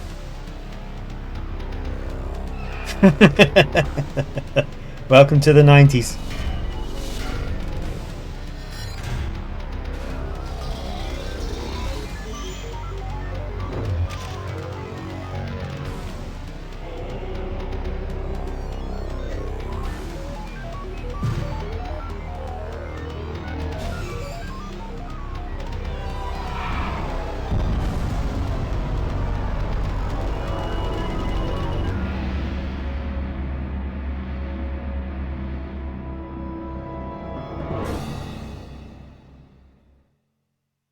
There you have it. Let me tell you how much relevance that has to the plot of Discworld. Absolutely none. Oh, what do you want now? This fucking clown. I've had enough of him. Stop bombing people. Most people don't need to be told this. Now Akilo's saying it's a radical cutscene. It was indeed. It's because, oh god, Tom and Jerry moment. I do like that, actually. In the 90s, if you could do that and you were a game studio, you would just show off. That's all that was for. We can do 3D graphics. Here you go. Look, doesn't mean anything. It's not relevant. Everyone had money in the 90s, so you could just afford to do that if you wanted to. Queen Kong. We're going to clear it today. We're going to clear the game today. Damn, I haven't planned for this. Is this your home movie, Death? I'm not sure we're allowed to film people while they're sleeping and put it up on cinema. I guess their film industry is still quite unregulated. And then you've stolen the credits for the game and put it up? Okay. At least everyone's not kicking off this time. Oh, it's gone wrong. Spoke too soon. Why does Rincewind work everywhere? Stop trusting him with things. Are you going to do the same thing as before and put the Elf Queen in it? Because you shouldn't have done that. Or Dan's saying on the Discord, if you believe it isn't a crime, then it isn't. The City Watch might have something to say about that, but there is something to it. There we go, there we go. That belief does become a plot in Discworld Noir, though, where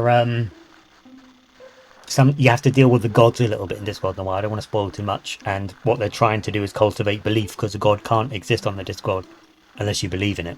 So they have to artificially inflate belief, and that's a lot of what's going on. There she is. Oh, I say. Oh, that is good. Using a pretty lady to sell your movie. How unscrupulous. Well, the joke's on you. She's breached through into our reality now. It's for real.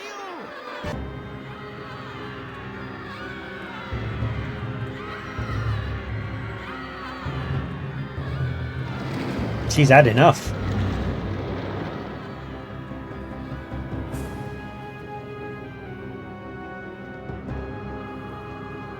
She's climbing the Tower of the Art, which is the oldest building on the Discworld, I think. No one knows who built the Tower of Art. They built the university around it. God, I wish now, Akila says. Yeah, she's huge. She's come from another dimension, and she's translated into reality as very big. I'm not sure whether they spent enough on the script for this movie. It seems to be all just special effects. Is it intermission yet? I was hoping for something nice and sticky on a stick. The only thing sticky around here is this finale. Yay. Get on with it! Here he is. I wonder who's going to have to solve this, I wonder. Right, let's pop a save. If you haven't read the book Moving Pictures from the Discworld, this joke means nothing to you, but that's basically what they're doing. It's a riff on Moving Pictures, where when you make movies on the Discworld, you get imps to do it. Imps are demons. Dan is talking about what else is sticky around here since the giant woman showed up. But yeah, get your bladders here. I'm talking to the nice people at home, if it's all the same with you. Yeah, in Moving Pictures, because the cameras that people use on this world are run by tiny imps, they're demons, and so portals start opening and bad stuff happens. That's basically what this is riffing on. How do we resolve this? Windle, are you dead yet? What are you still doing here? Doing? Well, I'm not dying, that's for sure. I've tried drowning, I've tried stabbing, I've tried hanging. And that's an extremely boring way to spend a night hanging around. Yes, well, Then I tried poison snakes, poison ivy, poison potions. Even tried me some of that deep water blowfish, but do you think I dropped dead? Not a bit of it. I went to the worst reputed restaurant in Ankh-Morpork.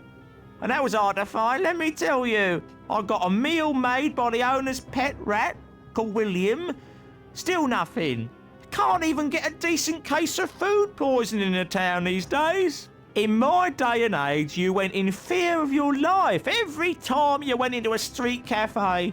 There was your basic food poisoning, your lead poisoning from the cooking pots, ground glass from the mixing pestles. yes, look, I really have to go. And it bloody cost me 17 pence. 17! Just for a bit of fly-blown blowfish. For that kind of money, you'd expect them to throw in William the Rat as well. I ask you, how's a body supposed to get its last rites in this day and age? I am going to die if it's the last thing I do. We should get that tattooed on our arms.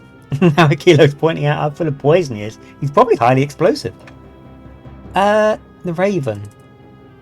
Nevermore. Best leave it alone. Granny might get jealous. Alright. Pretty Polly. No, I've seen what you do to parrots. Look at that lot. Like a school of guppies at feeding time. I'll get confused talking to anybody in this game, let alone a crowd. I can't just climb up the wall. There's a bloody door there, you idiot. There she is. Oh, God! Sorry, got carried away again. I do hope the little fella's okay up there. I'll rescue him soon. The librarian got taken. Snappy for a ragman's trumpet. Millennium hand and shrimp. Yes, it is very romantic, isn't it? Oh, bugger it. Front the biscuit for a sneaky trouser. I told her. You're just an old softy under that crust, aren't you? Of course, she is rather tall, but they do say size isn't important. Actually, they do make a beautiful pair, you know. Bugger it. I mean the librarian and the giant. Do you think we should rescue him, Dean? Well, I was just wondering if we might have to rescue her.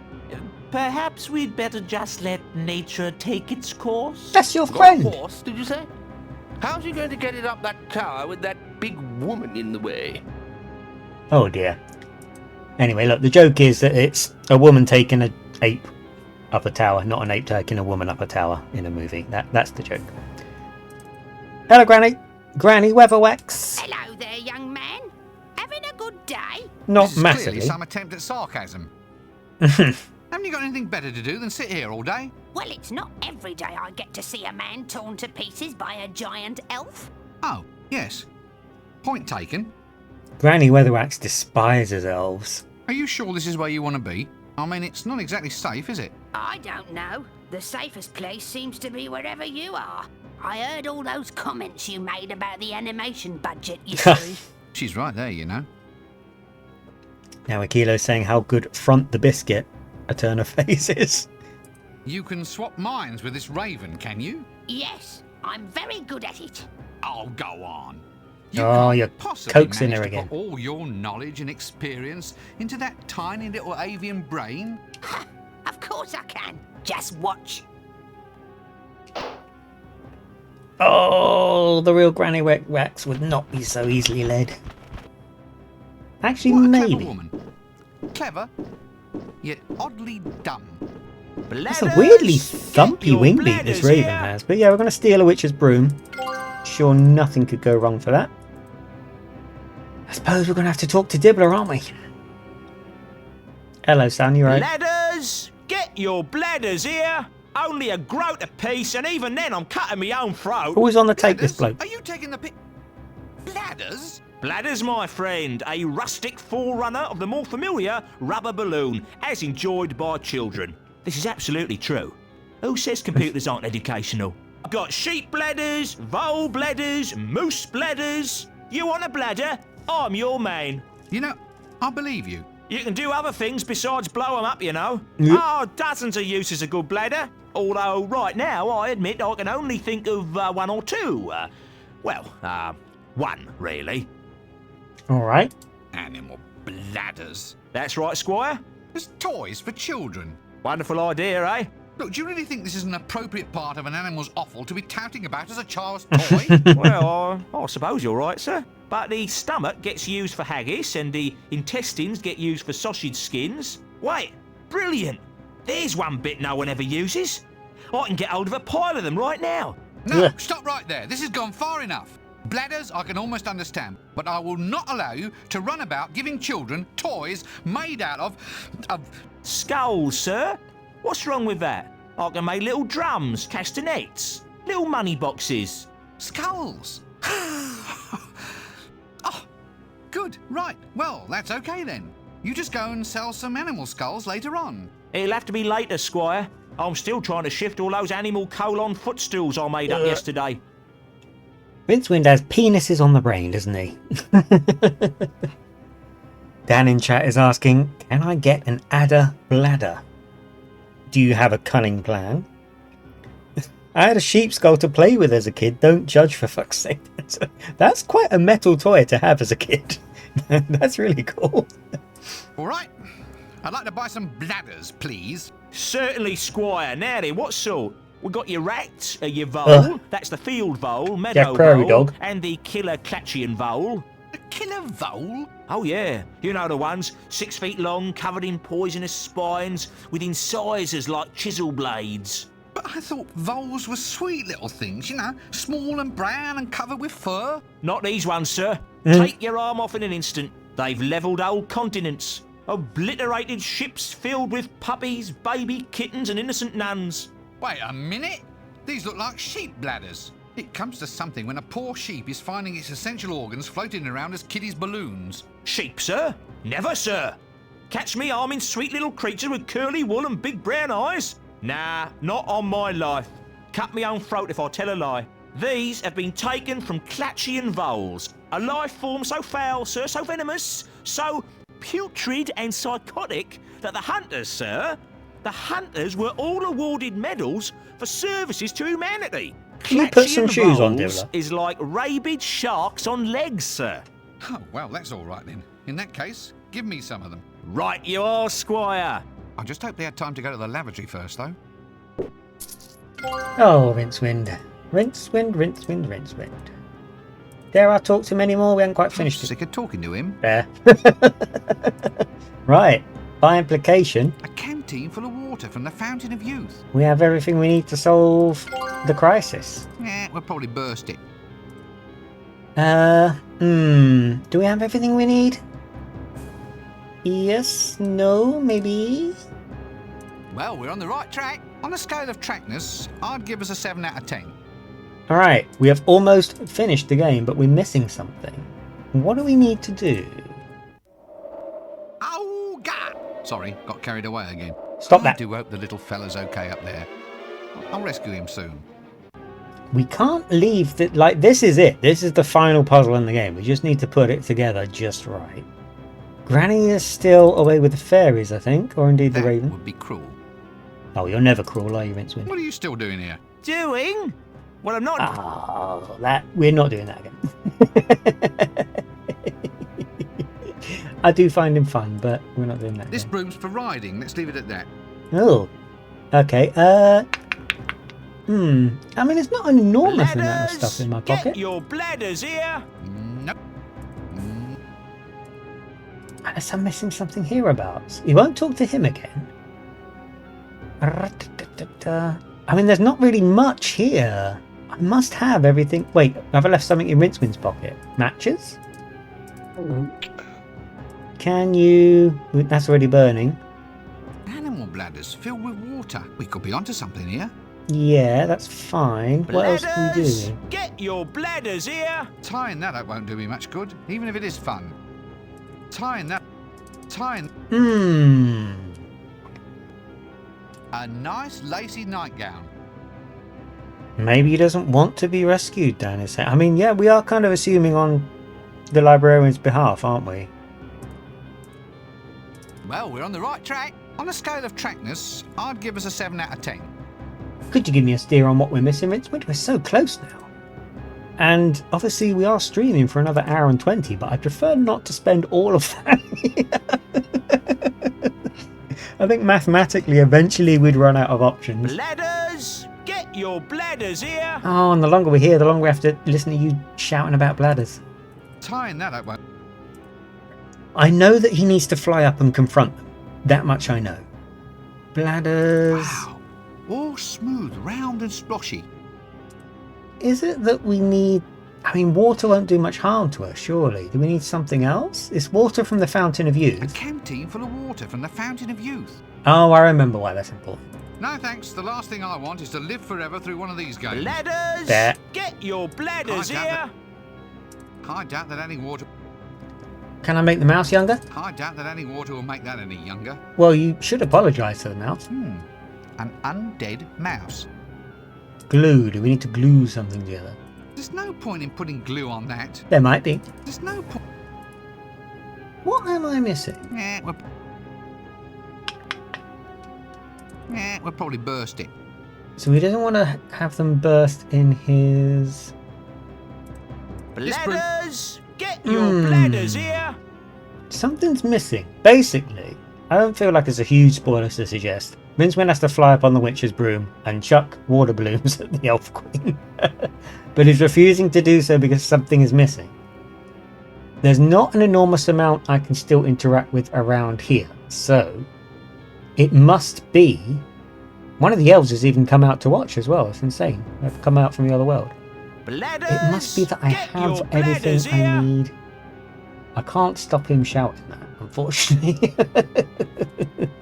Well, maybe I could. Maybe I could. You'd only put it inside a bun and sell it. True. Okay, never mind. Cutting that won't help me. No, because you want them intact, don't you? What am I missing here? My life biography. Worth a peek. No, I don't Maybe think it'll that'll tell me what's work. happening It would be next. cool if that was a hint Rincewind system. sneaks a peek into his life book, expecting to read what'll happen next. Bladders! Get your bladders here! Do you want a surfboard, Windle? He'd only want to take it with him. Well, that's kind of what I'm saying, yeah. Solution is homicide, Dan is saying. Of a sort, yes. Matches. Normally I'm not allowed to play with these, but today we'll make an exception.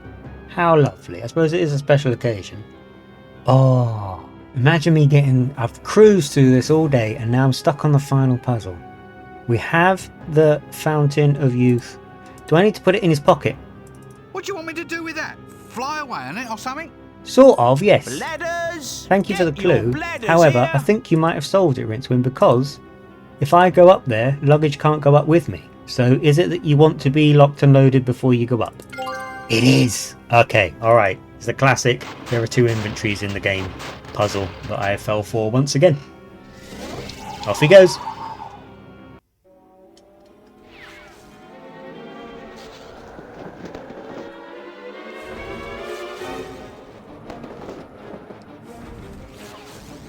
Oh, he's very accurate. What is it now? The dead are supposed to rest in peace, you know. Run! It's a falling giant woman! And that's another thing. In my day, girls were sweet, demure little things, not 60-foot tall monsters like you apparently get now. And I'm also pretty sure that in my day, they all actually wore something under There you have it. Sometime later. So, it's you at last, is it? Who So tidied where up do the you think giant? You've been Sorry, it's been a bit of a confusing week. confusing. I've been undead since 10:30 on Tuesday morning. I mean, I wouldn't complain, but I lost 17 pence just on blowfish since I died. You'd think the afterlife would be cheaper, wouldn't you? Well, I've said sorry, haven't I? Come on, let's have a curry before we go. My treat. Ah, well, all right. That is rather decent of you.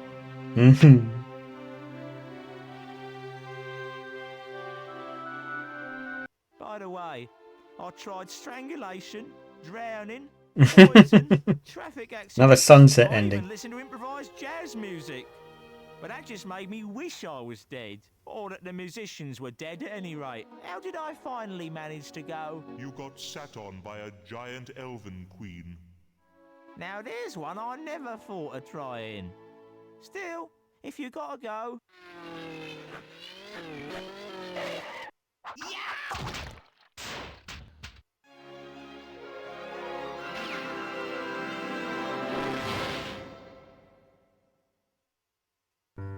There we have it. We finished Discworld 2. I didn't think we'd make it today. There's a place you're always welcome. And now the song and dance number's coming back. As nice as it can be. Everyone can get in, 'cause it's absolutely free. That's death. No need to take a breath. Well, Just what did lie you all around think? day with not a single bill to pay. My heart of hearts, I still prefer the first one a touch more. No more sicknesses or flu. If you've lived beyond your means, Crushed by a giant woman, now Akila says, yeah, that's exactly what happened. well, the greatest and the finest. I'm still not over Veterinary, I must admit. All that 3D, they're coming up with their 3D sequences, that reminded me, why do we have 3D sequences? We still have a little bit of time today, so I've slapped up a poll. We can see about doing something else while we're here. Insect Feet Dan prefers Little Pixley Rincewind from the first game. I do as well.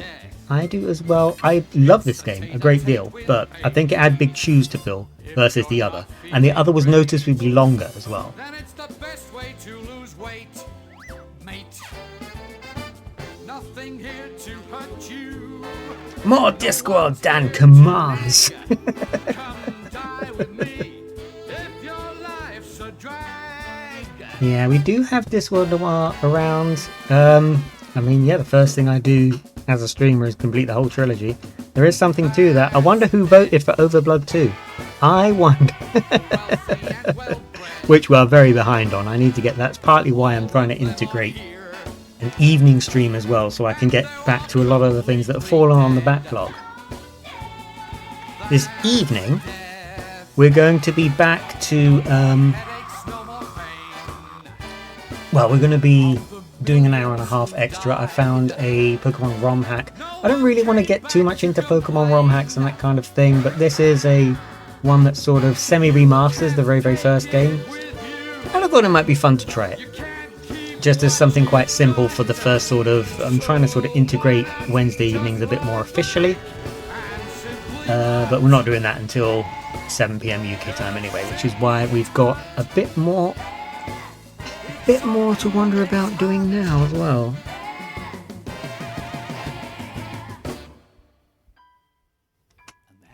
A weird hole in the pelvis, now Killer says in chat. Yeah, proper cartoon stuff. We did it! We got to the end of Discworld 2. Windlepoon's got his seeing off, and that was that.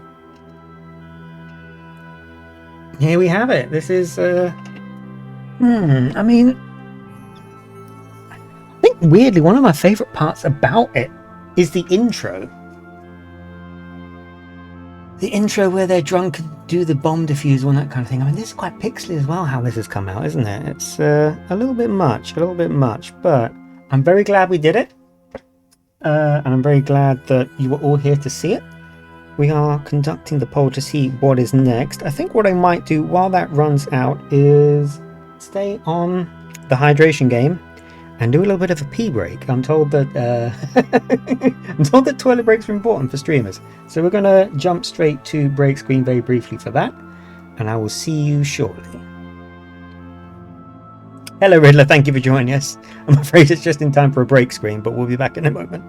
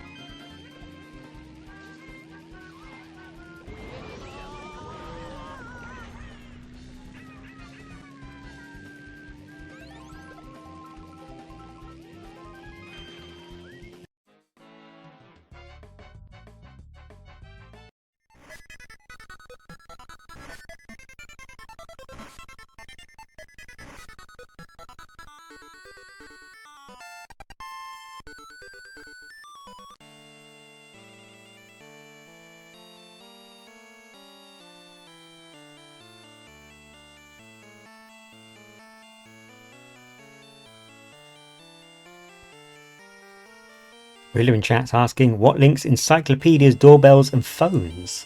I don't know. It looks like the poll was a split. Every time I do a poll, it's a split vote. I don't know what to do with. Oh no. Okay. All right. Yeah. Yes. Okay. Right. I think the most equitable thing to do then is to split the difference.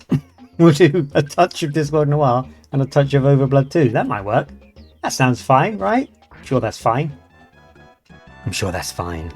Flip a Zoom beanie for it. Now you just make me want to do Zoom beanies. Alright. I do kind of need to see if Discworld Noir even actually works properly. I've only done a very... They're all answered without asking questions. That what links encyclopedias, doorbells and phones. Ah, I like that riddle. That's why they call them Riddler. Right. We'll get Star Fox out of the way. We're going to leap into Discworld Noir to start with and see how we get on with it. And then we'll be going from there.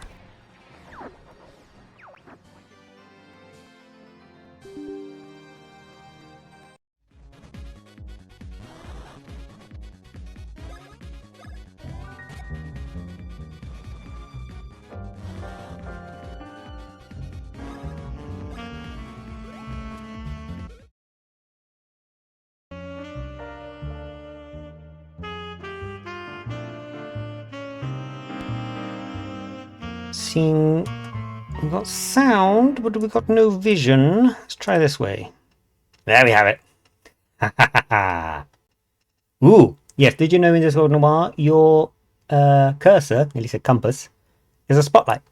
Ooh. Right. So we do a little bit of setup that I'd usually do off stream, which is yeah. We want things. This looks about right. We want subtitles. Okay. Now we're going to start seeing some differences. I really got the riddle from the friend. I see. I like that. I like friends who challenge you with stuff. Friends who challenge you with different riddles. Right, Discworld Noir is largely CGI based, so it's going to look very, very different and feel very different to Discworld 1 and Discworld 2. So we're in for another huge art style shift.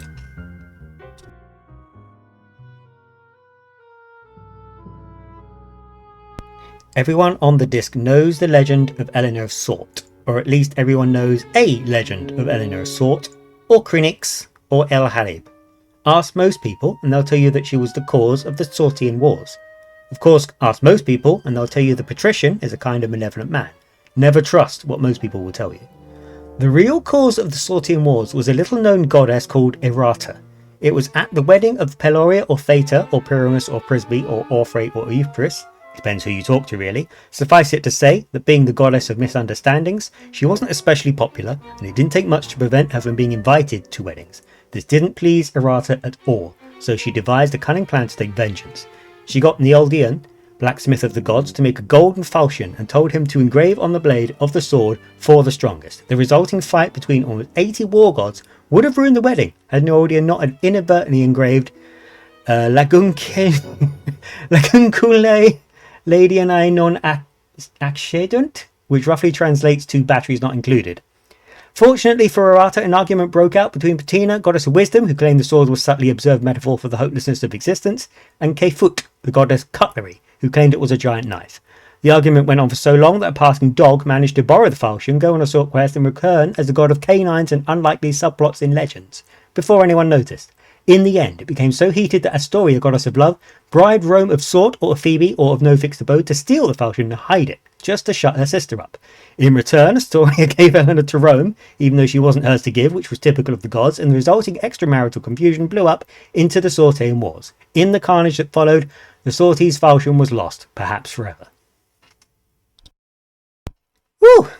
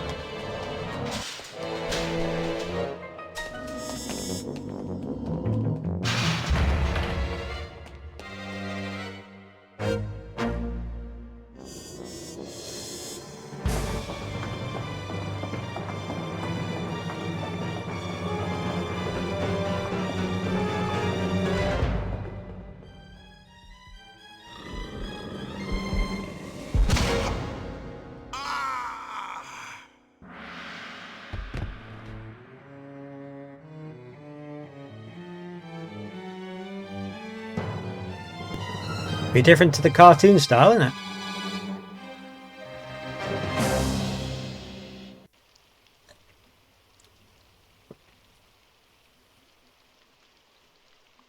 There we have it. It's all CGI now. No more pixel art for us. I've had some bad days since I started work as a private investigator. But I'd never woken up dead before. It all started the week before, on a cold and wet Sectober day in Ankh-Morpork, the oldest and most depraved of all the cities on the Discworld. But hey, you've got to love it.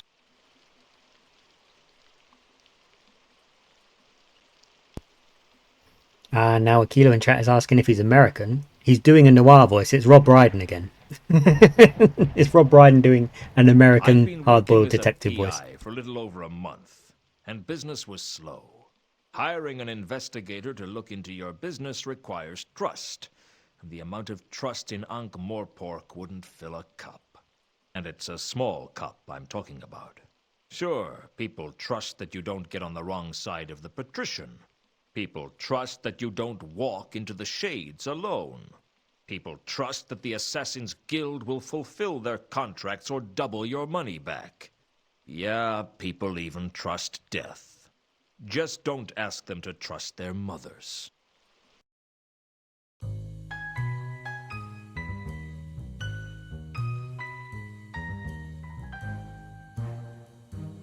Mr. Luton? If I'm not, I should fire the guy who painted the door. So this is what a private investigator looks like. I expected someone more heroic. Heroism costs extra. What can I do for you, Miss... Mrs. actually. And the name is Carlotta. Okay, Mrs. Actually. Carlotta it is. What's a girl like you doing out on a night like this? I want to hire you, Mr. Luton. Please, call me Luton. Mister sounds so formal. How much do you charge for a simple investigation? I don't know. I've never had a simple investigation. A tricky one is 20 a day. I'll give you 200 in advance, plus expenses. For 200, I guess I should treat you with some respect. Oh, I wouldn't ask a guy like you to attempt the impossible. What's the case? I want you to find a man named Mundy. Why do you want to find Mundy? Do you know him? No. And this case will go a lot faster if you let me ask the questions. You like to be in control, don't you, Luton? If you don't pull the strings, then you're the puppet. Tell me about you and Mundy. I've been a lonely woman, Luton. You amaze me. Be surprised. Shocked, maybe, but not surprised. Mundy is my lover, Luton. Or used to be. He's been away for a while, over in Sort. He came back to Ankh-Morpork a couple of days ago on the Milka, but he didn't come to see me. I think he may be having an affair. You're wondering whether my husband knows about it. Actually, I was wondering when you were going to give me the money. My husband passed away several years ago. I hope the poor guy was smiling at the time. Is there anything you can tell me about Mundy that might help me find him? He's got blue eyes, brown hair, and a black heart. You'd like him. Has he got any friends in Ankh-Morpork? Does anyone? How tall is he? I don't know. I don't picture him standing up. What was Mundy's business in Sort? I don't know. I never asked about his work, and he never told me. Must be a very straightforward relationship. As simple as they come. Where can I find the ship he came in on? Down at the wharf. Have you been there yourself? I avoid places like that. Women and seamen. Forget I asked. This is a bad neighborhood for you to come into alone, Carlotta. I can take care of myself. I believe you. Good. Trust is important. I said I believed you. I never said I trusted you. Don't you like me, Luton? I like a lot of things. I like dogs, but I wouldn't trust one not to bite me. I won't bite. Shame. I haven't been bitten in a long while. I'd better get started on your case. Where can I contact you? I'll be in touch. Be seeing you, Luton. I hoped I would see her again, because she still hadn't paid me. Still, it wasn't every day that a beautiful woman offered me a case. Frankly, it wasn't often that anybody offered me a case. And 200 would certainly help pay the rent. if I had anything left over from my bar bill.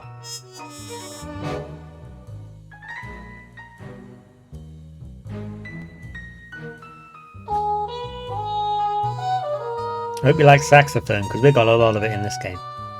As you can see, hugely different to the last two Discworld games we've been playing. He's 3D rendered, he trudges around like this. He's all, I mean, most indie games look like this guy now, don't they? This is the new vogue for indie games. Everything's pre-rendered, and this is sort of an archived version of it. The original game was even darker, so you couldn't actually see very much, because they were really leaning very hard onto the noir thing. Riddler in chat's talking a lot about some cube puzzles. Are these like Rubik's Cubes or this kind of thing? I did know someone who could solve a Rubik's Cube very rapidly. I can't solve one at the best of time. What pulchritudinous and perspicacious persuasion by our vestigial host. Riddler says in chat. That's some vernacular vocabulary. Sesquipedalian loquaciousness. All the cases I was going to handle. The Mundy case made it 2. Yeah, so basically, Luton is our protagonist. He is the Discworld's first private eye. Obviously, because it's a medieval society, the Discworld doesn't really have private eyes. He's just decided to invent the concept. And ever since doing so, because the Discworld is a bit of a joke world, he's had this urge to narrate his life and dress in a fedora hat and a long coat and say seething things in sort of monotone gravel. Does he have anything on him? No, he doesn't. That's because, if memory serves, the inventory in this game... Ah, yes, it works very differently. You have an inventory... My purse might not have been my like most this. valued possession, but I sure felt happier when it was full than when it was empty. And then you also have your notebook. And the notebook is actually an even larger inventory of sorts because it has all of his cases and that kind of thing. Carlotta had hired me to track down Mundy. At the beginning, that was pretty much all I knew about him. The Milka was the tramp schooner that Mundy had come in on, and I knew it was berthed at the wharf. So not only does this remind you of what's going on in the case and what Luton is thinking about, but you can pick up the clues themselves. It's quite an ingenious thing. And you can use them. Mundy must have had business out of town, but what? So what you essentially can do is pick up clues and Luton will start combining ideas. And you can also take this. This means that this is the information. If I clicked on someone with this, Luton would start talking to them about this information. So it's a really ingenious kind of system for how they've woven in this detective style into the game. And something that I'm surprised doesn't come up more in other detective games that have come out since Discworld Noir, because this is regarded as, I think it's the favourite by a lot of people. 98, I think this came out, so it's a very busy decade in the 90s for Discworld games. And they're all very different to each other. From Cut Me Own Throat Dibbler, the man whose name was the byword for quality. With CMOT Dibbler, you could say bye to quality. I'll say this for the ICBM. It made coffee strong enough to blow your head off. On the downside, the imp tended to use most of the beans to fuel its own addiction. Some days the poor thing was so jittery the coffee machine would vibrate off the shelf. Nothing like a cup of imp-made coffee to make me jittery and paranoid. Alright, it's time to hit the street. There's not really much going on. This is just his glum little office. It's got another hat hanging up here. Pearwood comes from a plant so magical that it is totally impervious to all forms of magic, and so valuable that thieves have cut each other's throats to own it. Unfortunately, I couldn't afford a desk made out of it, so I made do with pine. It's a nice desk, though. Very kind of you. Right, we are off and away. We're going to hit the streets. Oh, he's a slow little trudger, is our Luton, but we'll grow to like him. He's no Rincewind, very different. Kind of a more serious game despite all the puns. We're back in Ankh-Morpork. Look at this. CGI rendered. There's the River Ankh weaving its way through. Very glum, very gloomy, very rainy. And you can see anything that's lit up is somewhere we can go. My office. So right now, we only really have a few places of interest. The other being the wharf, which is where the person we're looking for came into town on. The wharf. Off we go.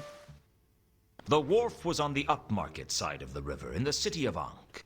The Morpork docks on the other side of the river were not a place wise travelers disembarked at. But then again, wise travelers tried to avoid Ankh-Morpork altogether. But if you traveled a lot, it was hard to miss. Like malaria. Beautiful. Again, very, very different art style. Here's the ship itself. The Milka. Well, he's a slow old walker, Luton. I think it's to give a sense of atmosphere. But he does trudge.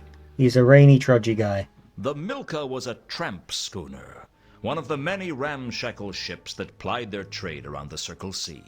From the looks of it, it should have sunk years ago. Even the rats thought twice before boarding it. Oof. The guy over here, I don't think he really comes into it. If I double click, can I fast travel? Yes, good, because that's going to become relatively necessary because nearly called him Rincewind. Luton is a very slow guy. The sailor was busy loading the ship, and I decided not to disturb him. He's keeping still and being rained on, but okay. A crate. What more could I say? I don't know, maybe a bit more for how long it took you to walk over to it. Something told me I wasn't going to learn anything useful from the sailor. Back we go. We better talk to Mr. Scoplet aboard the ship. Are you the first mate? Shiver me timbers. How's that for an art style shift? I know I keep saying it. Let's start again. Are you the first mate? Aye, that I be. You're not going to get any money off me, so you can drop the fake accent. Sorry, you know how it is. Some people are stupid enough to fall for that sort of thing. What can I do for you? How kind. Right. Very, very different dialogue system. Very different dialogue system to the other Discworld games. We basically have casual conversation, and then we can also start introducing objects or concepts from the notebook, or just wave goodbye to the little guy. When do you sail? As soon as we've got her loaded. How much is passage? Where are you looking to go? I don't know. Sort, perhaps. We've just come from there. It'll be a long time before we get back there again.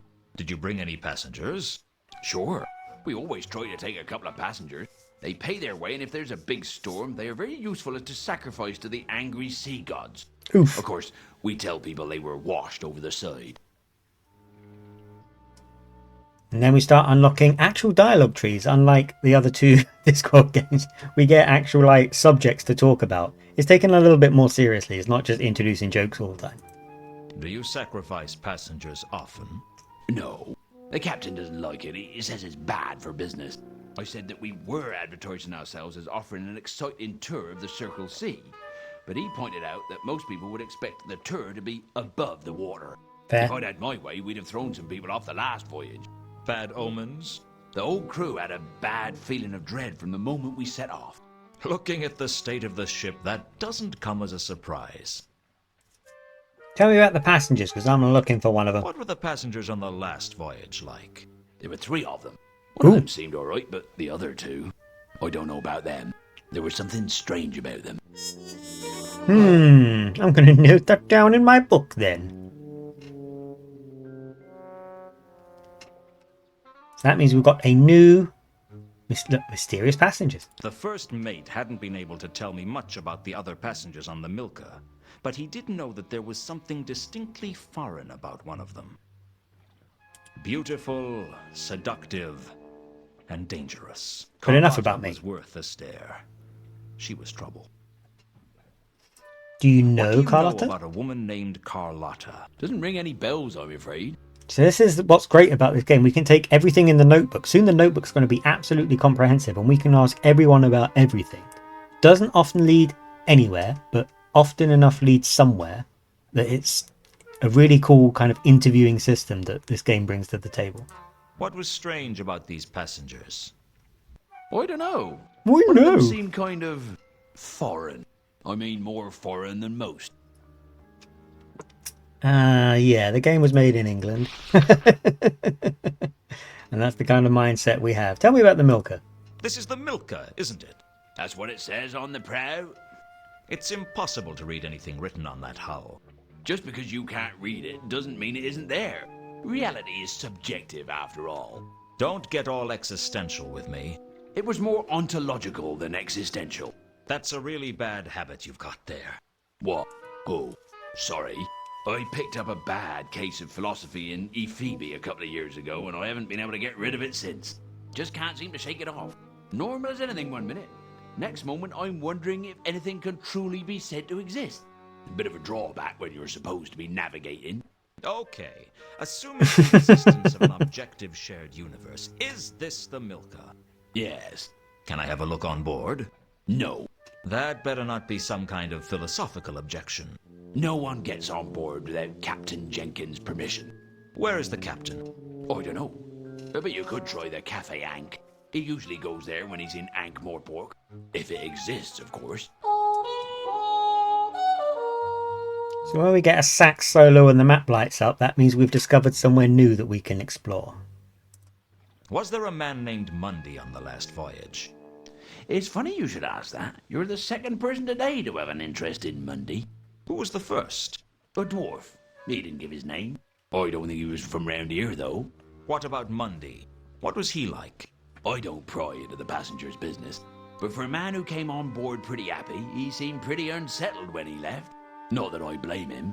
Something was definitely amiss on this last voyage. Do you know where he is now? Mundy? No. Like I said, I don't pry into passengers' business. Unless you actually look through their luggage after they've been washed over the side. Hey, what are you inferring? I'm not inferring anything. I'm implying that you might have had a look at their luggage at one point. If I had, I certainly wouldn't admit it to you. Which either means you didn't look, or you didn't find anything of interest. You better watch your steps, son. It's not good to make accusations like that. Don't worry. Anything we discuss is strictly between you, me, and anyone else I tell. Note that down. First mate is a dodgy geezer with an ill-fitting shirt. Tell me more about the stranger asking questions. Since that was who I'd learned about that from in the first place, I didn't feel I had much to gain by going over old ground. Well, excuse me, princess. I can't get over the tonal whiplash we have playing this immediately after Discworld 2. I must admit, I've never tried it. It's just a slower paced, more thoughtful game. It's still got all the puns and all this kind of stuff. Can I bribe him? I suppressed the urge to ask for money. Other way around. I was broke, sure, but I wasn't that desperate. I suppressed the urge to ask for money. I wonder what that's like. Right. We already learned, again, we wouldn't know about the location unless we get really deep into the dialogue and just start asking for things, just start teasing information out of people. It's proper detective work. We're hitting the streets and he is walking slowly in the pouring rain. Doesn't seem to bother him whatsoever. We're going to probably head to the Cafe Ankh next, which is here. The Cafe Ankh. Here we go. Here's some 90s CGI for you.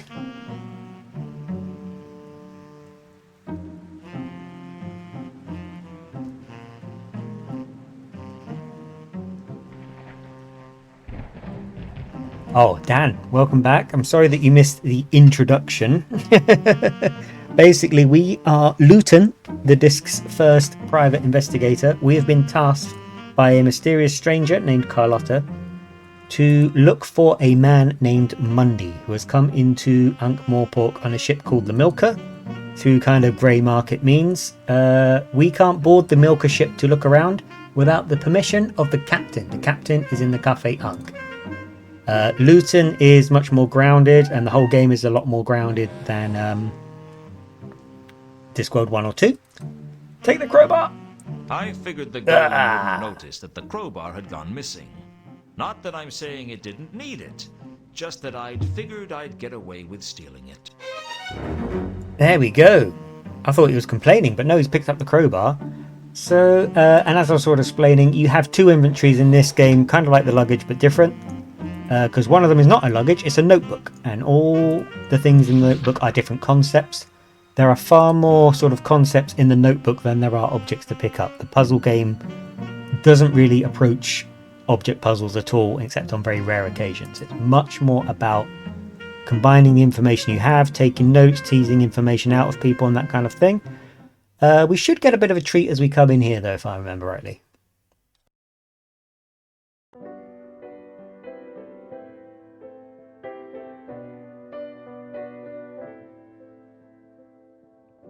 You can't recall if the whiskey knocked you flat.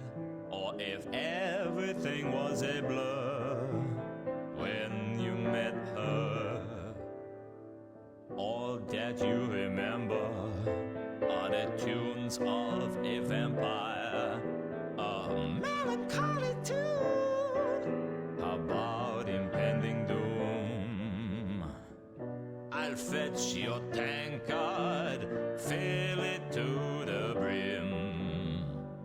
A cask of stale, broken drum ale. Wondering how long till you meet again on the bank of the Ang. Too much to drink, you could barely even think. Too much bear hugger when you met her. Rob Brydon's having the time of his life in this game.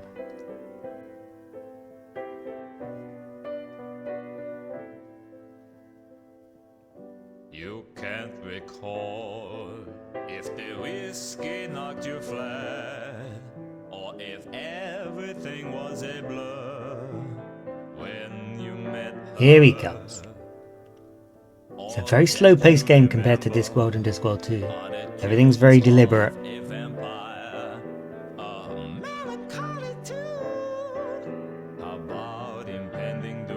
I thought I told you never to play that song again.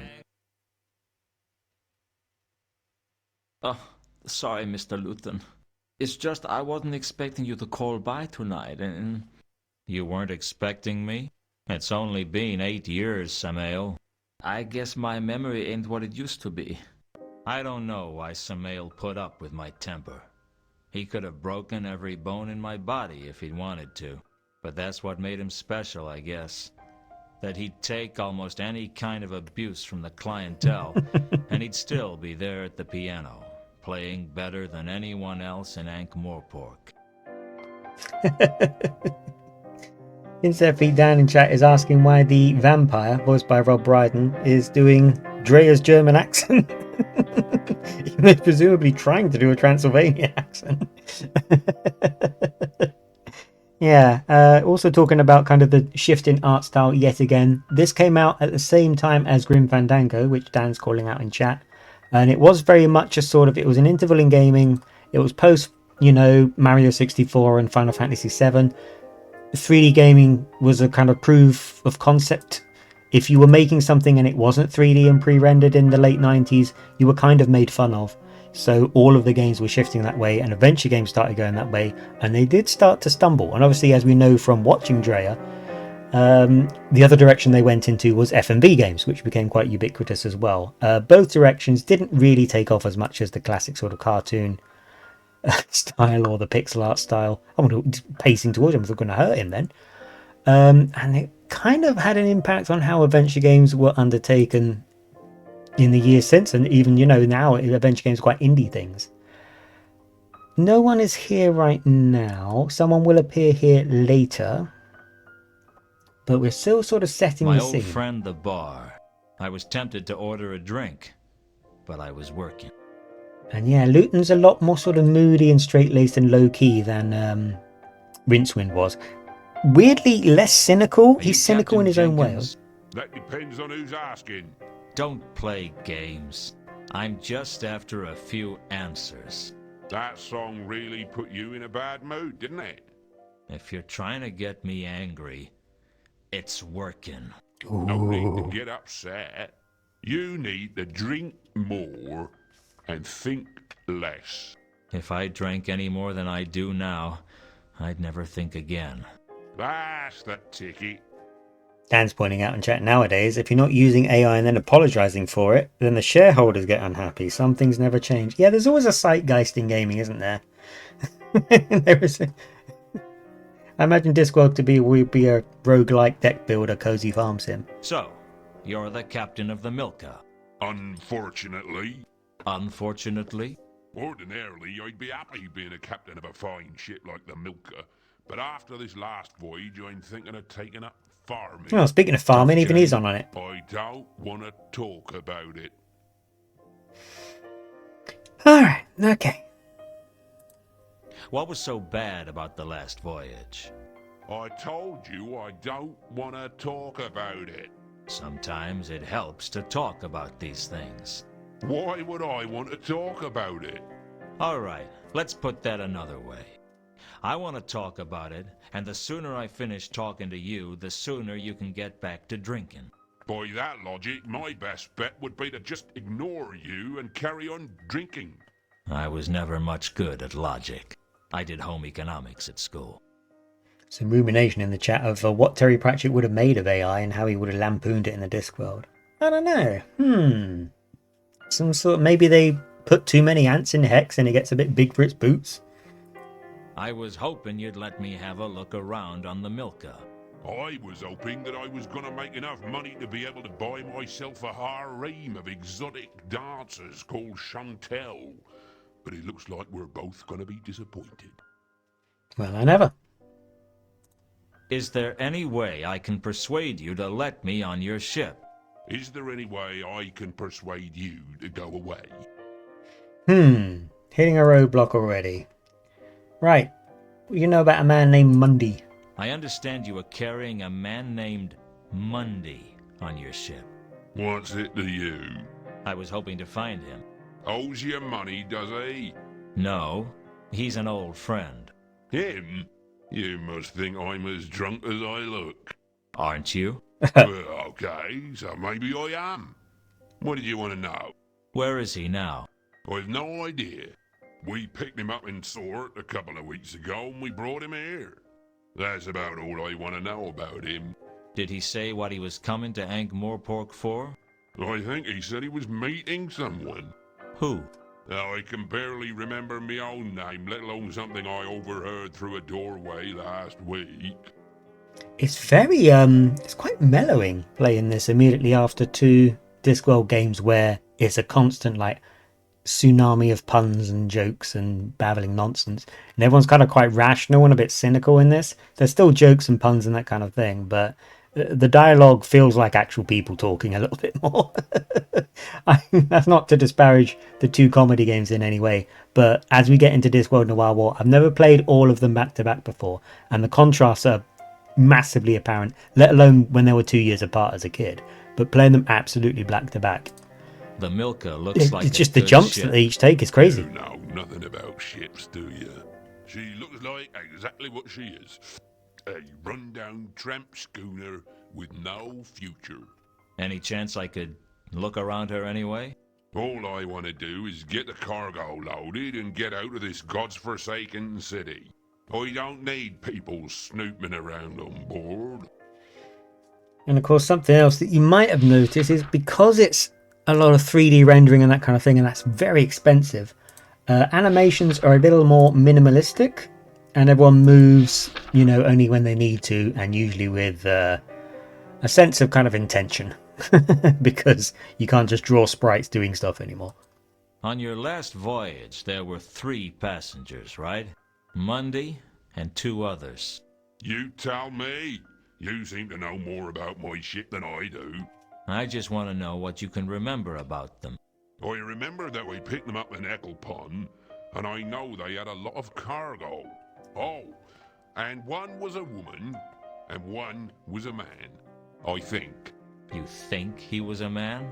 There was something particularly foreign about him. I'm not sure what. Where's Ecclepon? Up near the hub. God's forsaken place. All there is to do there is drink and eat fish sandwiches with no tops on. Sounds like a long way from the Circle C. We got lost, all right. It's easy to mix up port and starboard when you've drunk too much port. Are they still on board? Nope. We dropped them in Ankh-Morpork. And before you ask, I have no idea what they were doing here. That's not my business. I was beginning to realize that Captain Jenkins only had 2 questions to ask his passengers. Where are you going, and how much money have you got? There's a little bit of a conversation in chat about how the animation would have taken place back when all of this was new. Cuppa Joe, thank you for joining us. And yeah, moving stuff frame by frame, these kind of intricately rigged models. You notice when the pirate speaks, he sort of does a looping, nodding animation while he's speaking. The lip syncing's just kind of there but not. And we were feeling out what was possible, kind of like when we had that 3D rendering of death in the last game for no reason other than to prove they could. Maybe that's how they got the funding for this game. They smuggled that in to show the publisher. Has there been a dwarf around asking questions? I wouldn't know anything about that. You don't pay a lot of attention to your own ship, do you?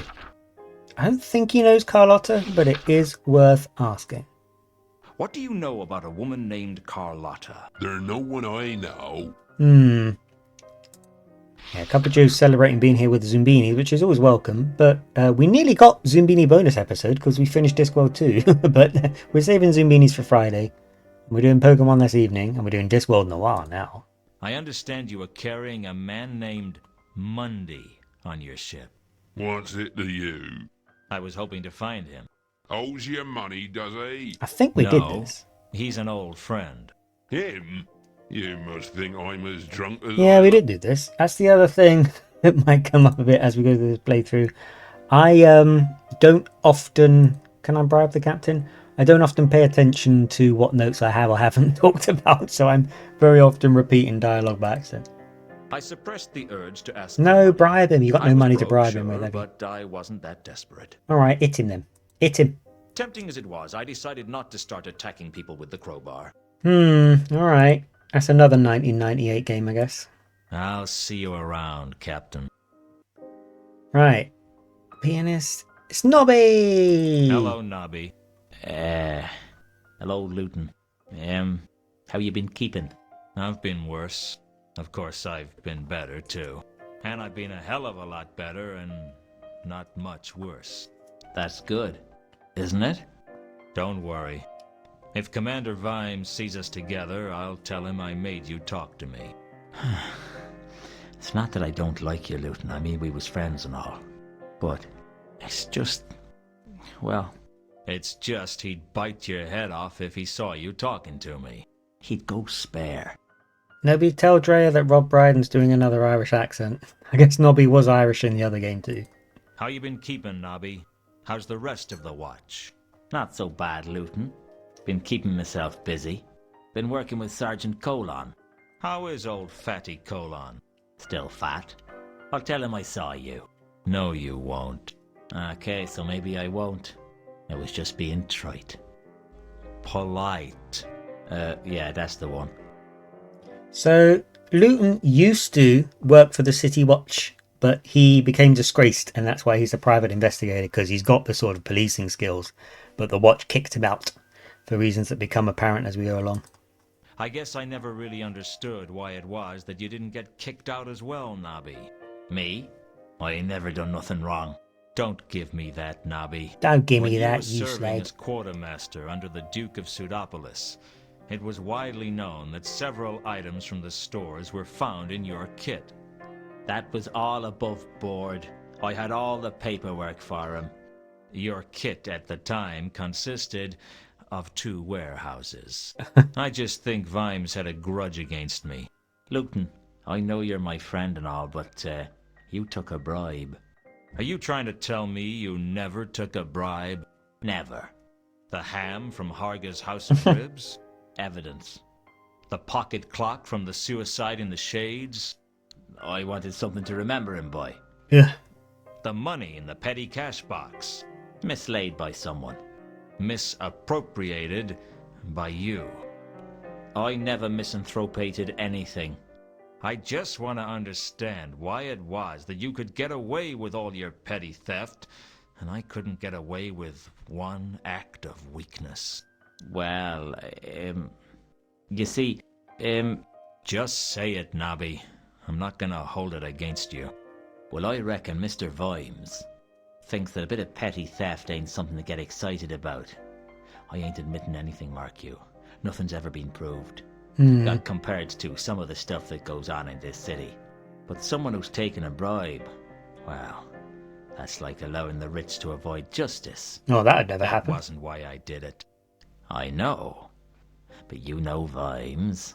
Yeah, I know Vimes all right. Vimes is the commander of the City Watch, if you're not familiar with the Discworld books, and he's very by the book. The law means a lot to him, and he won't see it trifled with. So if Luton took a bribe, he would of course be out on his ear straight away. But Nobby is quite corrupt, but always seems to get away with it. He's just one of those people. What's Vimes up to these days? He got married. Married? He was only ever married to his job. Nah, straight up. He married into nobility. Old Stoneface in the nobility. That'd drive him crazy. Well, he's sort of nobility himself now. What? They made him commander of the watch. And we got a great new premises down on Pseudopolis Yard. They're full of paintings and vases and all sorts. Full? Well, maybe not as full as when we moved in, but pretty full. I'll have to call round sometime. Yeah, that'd be good. We got a lot more members in the watch these days. And we got a new dartboard. Life in the fast lane, huh? Do you seriously think it's a good idea for me to call around? I mean, Vimes isn't gonna like it. Whatever you may think about him, he's loyal to his job. I can't say he'll welcome you with open arms, but he won't stop you. This is a massively mellow kind of playstyle versus that. I've never, like I keep saying, I've never played all the Discworlds back to back, so it's really chill. Just going straight into Noir like this. You know, there's like tinkling piano in the background. We're sitting in a cafe with hardly anyone in it. It's late at night. It's raining outside. We're feeling our way through some information no one really wants to give us. Do you know anything about a man named Mundy? I'm not getting drawn into anything while I'm off duty. Wait till I'm back at the yard. Alright, okay. Have you heard of the Milka? It arrived in town a short time ago. How long ago? 3 days. That's strange. Why? Well, there's been a string of odd murders in the last 3 days. What do you mean, odd? I mean, this is Ankh-Morpork we're talking about. I'm not sure I should discuss the details with the pavilion. A civilian, Nobby. How much have you had to drink? I'm as sober as the day I was born. That's a frightening thought. There's been some murders occurring ever since the ship arrived in town. And that's mad sus. Oh, and we've got a new location and some new notes. But he's not going to try and talk any... I don't think he'll talk shop while he's not at work. Cuppa Joe and now Akilo in chat are talking about how they first came across the Discworld. Yeah, it can be very, very confusing because I only discovered it as games first. A game demo on a magazine way back when of the very first Discworld series, and then we discovered it was books. And then as Dan's asking in chat about the other Terry Pratchett books like Truckers, Diggers, Wings, I did read those as a kid. They're definitely science fiction about tiny little gnome people who have a alien artifact of some sort. The Carpet People, I don't think I ever did get around to the Carpet People. I did read Johnny and the Bomb, I think, as well, which is or is there another one, Johnny and something? Oh, what's it called? He goes into a computer game. There's one where the protagonist from Johnny and the Bomb goes into a computer game and meets people in the games, and they're like, they think he's a warlord because every spaceship that he's ever blown up when playing the video game is a real spaceship to them. So they're like, oh my god, he's the fearsome Johnny who's like destroyed so many of our spaceships, because in their reality it's completely real every time he destroys a spaceship. Since that was who I'd learned about that from... Alright, Luton, alright. I'm just trying to get to the bottom of the mysterious murders. Do you know Carlotta? Don't think so. What do you know about a woman named Carlotta? I'm not getting drawn into anything while I'm off duty. Wait till I'm back at the yard. Oh, he's very fearsome, isn't he? Thing is, I don't want to leave the conversation, although he has told me where the yard is. My hunch is that we should leave Nobby. I'll catch you later, Nobby. Don't do anything I wouldn't do. What's that supposed to mean? Well, don't get caught doing anything I wouldn't do. Pop a quick save. We've got a little bit... Oh! Whoa. I don't remember calling it that. We'll vocalize my confusion. We'll talk to the pianist. pronouncing the T, I the P in decided not ist. to disturb Samael while he was working. Alright, yeah, I'm sure you would never annoy anyone, Luton. Right, we'll double click, because otherwise I'll be watching you walk out here all day. It is, again, going back to the sort of chill stream, it is just quite satisfying watching him go like that, though, I must admit. Ooh, and a lovely crack of thunder. The vibes are immaculate, as the little ones say. It feels a lot like being in Ankh-Morpork, as you'd imagine it in this game versus the others. In the previous games, obviously, everywhere was just sort of a set piece that was not only a shout out to the books, but somewhere where you'd be expecting some, some silliness to occur, some nonsense. Whereas in Discworld Noir, we never leave the city, and the city is just completely. It just is what it is. It's a noir story, and we're going to be completely immersing ourselves in different places. There's certain places that I know will pop up later that we don't have yet, so that's why I keep mousing around and getting a bit distracted. But we can only discover them when they get put in our notebook. And also, it being a noir, it never stops raining. We are going to get to the bottom of things, but we are going to start attracting attention as we go. I wonder if I can trick into getting it now. Aha! Here's our boy. Little rummage guy. On an ordinary Christopher night, Nolan I'd sit Discworld around Dan waiting for says. business. But this night, business was coming to me, and bringing trouble with it. Business I didn't mind, but trouble was an unwelcome guest. And like all unwelcome guests, it was hard to ask it to leave. And by the third day, it was generally wearing your shirts and leaving its stuff in your bathroom. Hello, Mr. Luton. I've been expecting you. I should hope so. This is my office. How'd you get in? Through the door. It was only locked. I know all about doors. Good. Use this one to get out. I have a message for you, Mr. Luton. I don't take messages from strangers. Then let me introduce myself. My name is Mr. Al-Khali.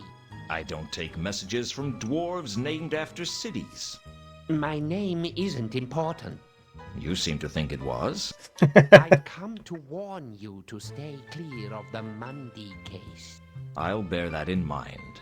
Now get out. If you don't stay clear of the Mundy case, something untoward may happen to you. This is Ankh-Morpork. Something untoward may happen to me whether I investigate this case or not. Now either you get out or I'll throw you out. Don't say I didn't warn you, Mr. Luton. Don't say I didn't ignore you, Mr. Al-Khali.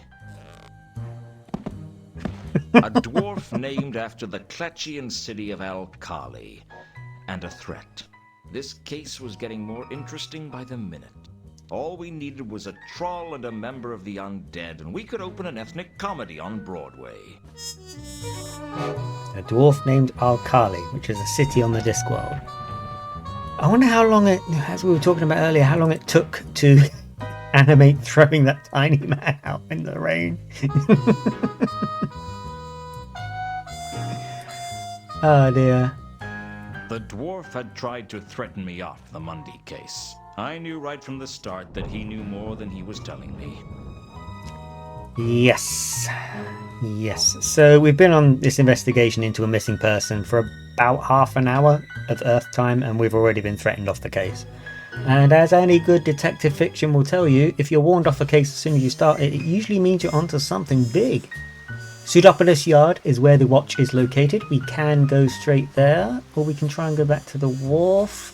I think the Pseudopolis Yard has to be it. There's nowhere else new right now. Ooh. Grim. Oh, Dan is writing Al-Khali in Arabic. That's cool.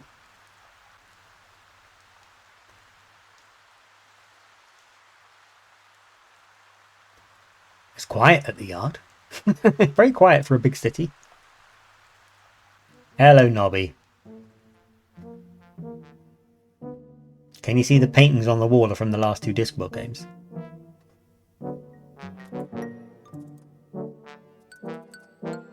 We can't click on them, but they're there. Hey, Nobby, we've got questions for you. Nobby. Deep down, he was a good man. Well, deep down he was probably a man. Good might be stretching it a bit. Hello again, Nobby. Cup of Hello, Joe Luton. chat to it like that. Did I disturb you? No. What made you think that? Well, there appears to be smoke coming from your ear. Oh, that. Well, I've been working hard, you see. Working so hard that your ears have caught fire. Don't worry about it, Nobby. It's not like I'm going to report you. I have been working, see? Oh, sure. Nobby's a chancer. I never doubted it for a second. Right, Nobby, you're at work. You're not going to deflect my questions How's any work longer. treating you then? Not so bad, Luton. I've been busy, though. Rushed off my feet. Yeah, I can tell. It's a lot more sarcastic in this game versus very silly humour. Right, anything that he was saying he's not going to talk about, he now doesn't have any rationale to not talk about with us because he's at his desk. Tell me about Monday. Do you know anything about a man named Mundy? Never heard of him. Yeah. Now this is a bit laborious, but this is something you can do. You have to feel your way out, give different information to Nobby. He's our cop friend on the inside, basically. So often he won't tell you anything, but sometimes he will. Not as such, no. Nobby. You go to great lengths to conceal how little work you do, don't you? Hey. But essentially, as we flick our way through the notebook, again, it's a much slower paced game. It's a lot more sort of thoughtful. What do you know about a woman We named will start Carlotta? feeling out some answers. It's a much more chill playthrough. Never heard of him. Suits me as a background content creator, I guess. Do you know anything about some passengers that came into town by ship a few days ago? Ooh, nice vague question. He'll love that. That's not much to go on. You're a corporal in the watch. You're supposed to have a keen, insightful mind. They brought that regulation in after I joined.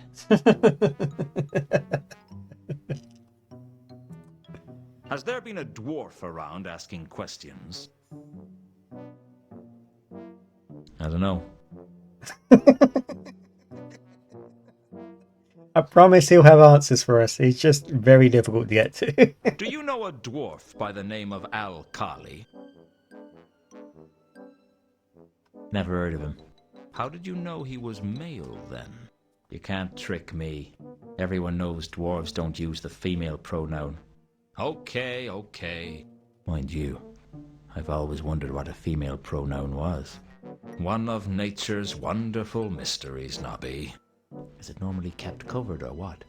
I'm going to leave it to your rather uninventive imagination, Nobby.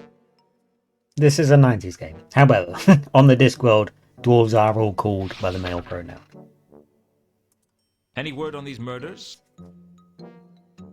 Tell me about your job. Nothing yet. Hmm. But our top investigators are working on the case 24 hours a day. Nobby? Yeah? Are you one of those crack investigators? Yeah? Why? Never mind. Just a thought. Now Akilo in chat is saying no ladybeards. Yes, ladybeards. What part of the Discworld sort of social commentary and part of the stuff that it goes on about is eventually, some dwarves do want to use the female pronoun and they do want to present as female and that kind of thing. I don't really feel qualified to sort of talk about it with the sort of sensitivity that it would be expected of, but it was handled with a little bit of nuance, maybe not as much as it could have been. But eventually, sort of how it seems to work in Discworld Dwarven society is you sort of politely inquire if you're interested in someone what their biological gender actually is. But all dwarves have beards, whether they're male or female. But sometimes Discworld dwarves, as the series goes on and sort of the setting becomes more modern and more explorative, they start to change how they want to present and identify. So I don't think we got much information out of Nobby after all. So we're going to leave, but I think by leaving we're going to bump into someone that's going to cause a whole load of other bananas to go down. Look at that 3D rendered little guy. No, not yet. Okay, so we're missing something. Let's go back to the wharf. Aha, he is missing Go over here, because if I watch you walk, I'll be here all day. And I am going to take some adventure game logic, one of the few item puzzles in this game. We're going to crack this wide open, like so. I didn't much like being jammed into a crate and loaded onto the ship. God, the but things I we could do. think of worse fates. Like being jammed into a crate full of rats and loaded onto the ship. What's your name then, little fellow? And there we have it. Now this hold is full of water. That doesn't seem very good for the ship. And here we are on board the ship. hold was dark and dank, and I couldn't shake the feeling that I wasn't alone. Ooh. A label. A label in the flotsam. I thought I could see a label amongst the wreckage. I pulled the label out of the wreckage. It had writing on it that I couldn't understand. Blah. What language is this? I only played this last summer, but I don't remember this. I'd pulled the label out of the flotsam in the bilge water of the Milka. What language is that? Obviously it's not going to be a real language because it's the Discworld. Let's go over here. Feel your way over these crates. This seems fine. This is exactly what you should do if you see crates floating in the water. Tread on the edge where the center of gravity isn't very... Yeah, that will probably hold your weight. It looked lived in. The question was, by what? Anything in there? There was nothing of value in the debris. Alright then. Right, time to leave. But I think if I remember rightly, there's only one way out. Here's old what's his name. Can I get into the cabin? Can I get... Ah, I can. Sneaky, sneaky. Careful, careful. Lovely pixelated rain. So if you miss the pixel art, don't worry too much. There's still a bit knocking around. It's just the rainfall. Ooh, here's the cabin. Porthole, bunk. A perfectly ordinary bunk bed. There's some scratches on here. There were some strange scratches on the bedpost, which looked as if they'd been caused by either a wild animal or a man with very bad dental hygiene. What they meant was anyone's guess. I wasn't about to tear the bedpost off the bed. Well, I mean, it depends what you get up to when you're off work. Search the bunk. I searched a bunk and found a small scrap of cardboard. It could have been anything. There was a number on the back. Either a 6 or a 9. It was hard to say. We are grasping at straws here, aren't we? The scrap of cardboard I'd found in one of the bunks on the Milka had a number on it. Either a 6 or a 9. We do not have much to go on right yet, but if we consult our notebook, I think what we can also do... Eventually we need to deduce what language that's written in, and that kind of thing. Let's head out for now. I'd managed to remain hidden on the ship, but I knew my luck couldn't last forever, because I'd stopped being lucky around Ooh, any pretty. The first mate looked less than happy. But I don't think he saw who I was as I dived in elegantly onto the Ankh. Fortunately, the crust of the Ankh was soft that night, and I escaped both injury and discovery, although I needed 2 baths just to feel dirty. The River Ankh is filthy. Right. We have escaped. Now, let's get a bit of our bearings. Cuppa Joe is laughing about the funny number, the 6 or the 9, or indeed, never the twain shall meet. Where will we take...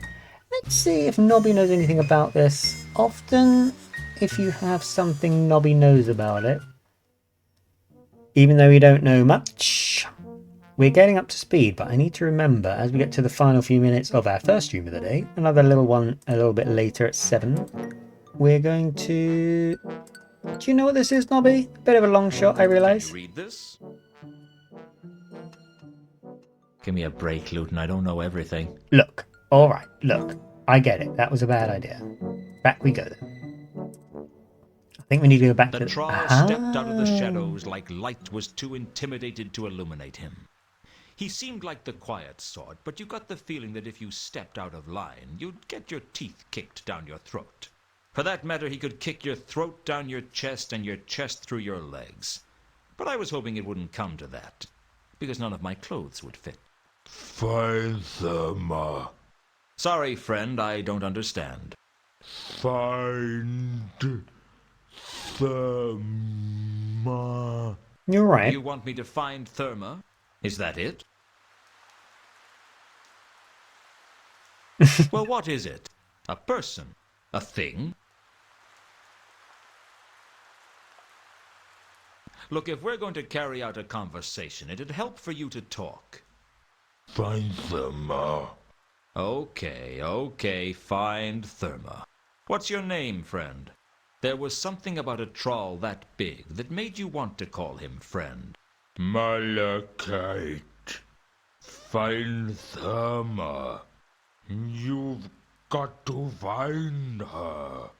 I wasn't about to argue with a troll that could twist my head off and use it as a cocktail onion. Okay, friend, what can you tell me about her? Any suggestions of where I should start looking?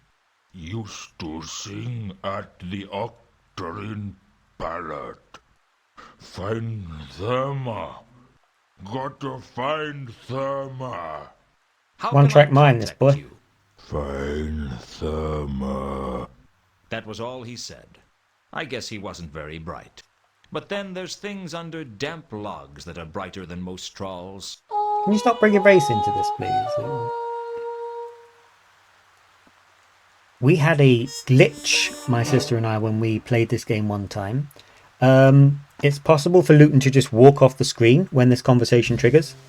And if you don't talk to the... You saw that two things triggered at the top left there. It soft locks the game because he didn't discover things that we need in order to continue the game. It's a very, very strange bug that sort of happens by accident. Luckily didn't trigger there. Where Luton will just leave the scene as soon as the Malachite troll shows up. And if you do, your game is soft locked. You can't proceed because he told us where to find places such as the pub, the Octarine Parrot. So we'll duck into there, and that will probably be seeing out our first stream. Cuppa Joe in chat is mentioning the second stream. We are indeed doing 2 streams today. I'm experimenting with doing that. Excuse the bats. Experimenting with doing 2 streams on a Wednesday rather than kind of scattering where I do streams at random throughout the week. Keep it a bit more structured, keep people up to date with what to expect, and then when I'm feeling more experimental, I'll be doing that on the Wednesday evenings, making sure that we at least all know where we are all times. Savvy? Here we go. I'd heard of the Octarine Parrot. It made other dives sound appealing. What a place. I could feel the rats in the walls. Hell, I could see the rats in the walls. In fact, some of them had come out of the walls and were sitting at the tables. Again, massive art style shift in this game versus the other. And there's a troll singing at the stage, which Luton can't decide if he wants to look over or... He walks so slowly, doesn't he? It's a proper laid-back game of The sorts. stage where performers go up in front of a drunken crowd and sell their dignity to earn enough money to barely live on. It made me think that all the discs a stage and all the people players. Unfortunately, I felt like I'd been cast as an extra in my own life story. There's a notice board. I think this is full of jokes. Here he goes. Here he goes. Bear with him. He's had a hard day. Oh, we're stuck on a table now. Luton. Luton, darling. Do you want to... Yep. Do you want to just maybe... Yeah. Yeah, we did have the conversation about soft locking, didn't we? There we go. There we go. You can calm down and all. I couldn't imagine who would pay attention to the notices in a seedy dive like the Parrot, but I guess they were of interest to someone. Come and see the greatest historical tragedy ever told, Antilogy in Cleffatara, Whell's masterpiece as 'twas meant to be performed by actors. Mm-hmm. Eat at Harga's House of Ribs. All you can gobble for $1. Menu available. Famous wherever huge appetites gather and mountainous stomachs rumble. That don't sound so bad. The amazing panacea that cures all known ills. Cut me own throat dibblers, genuine, authentic, soggy Mountain Dew. Guaranteed to cure all problems or your money back. There's some small print. Guarantee will not be honored.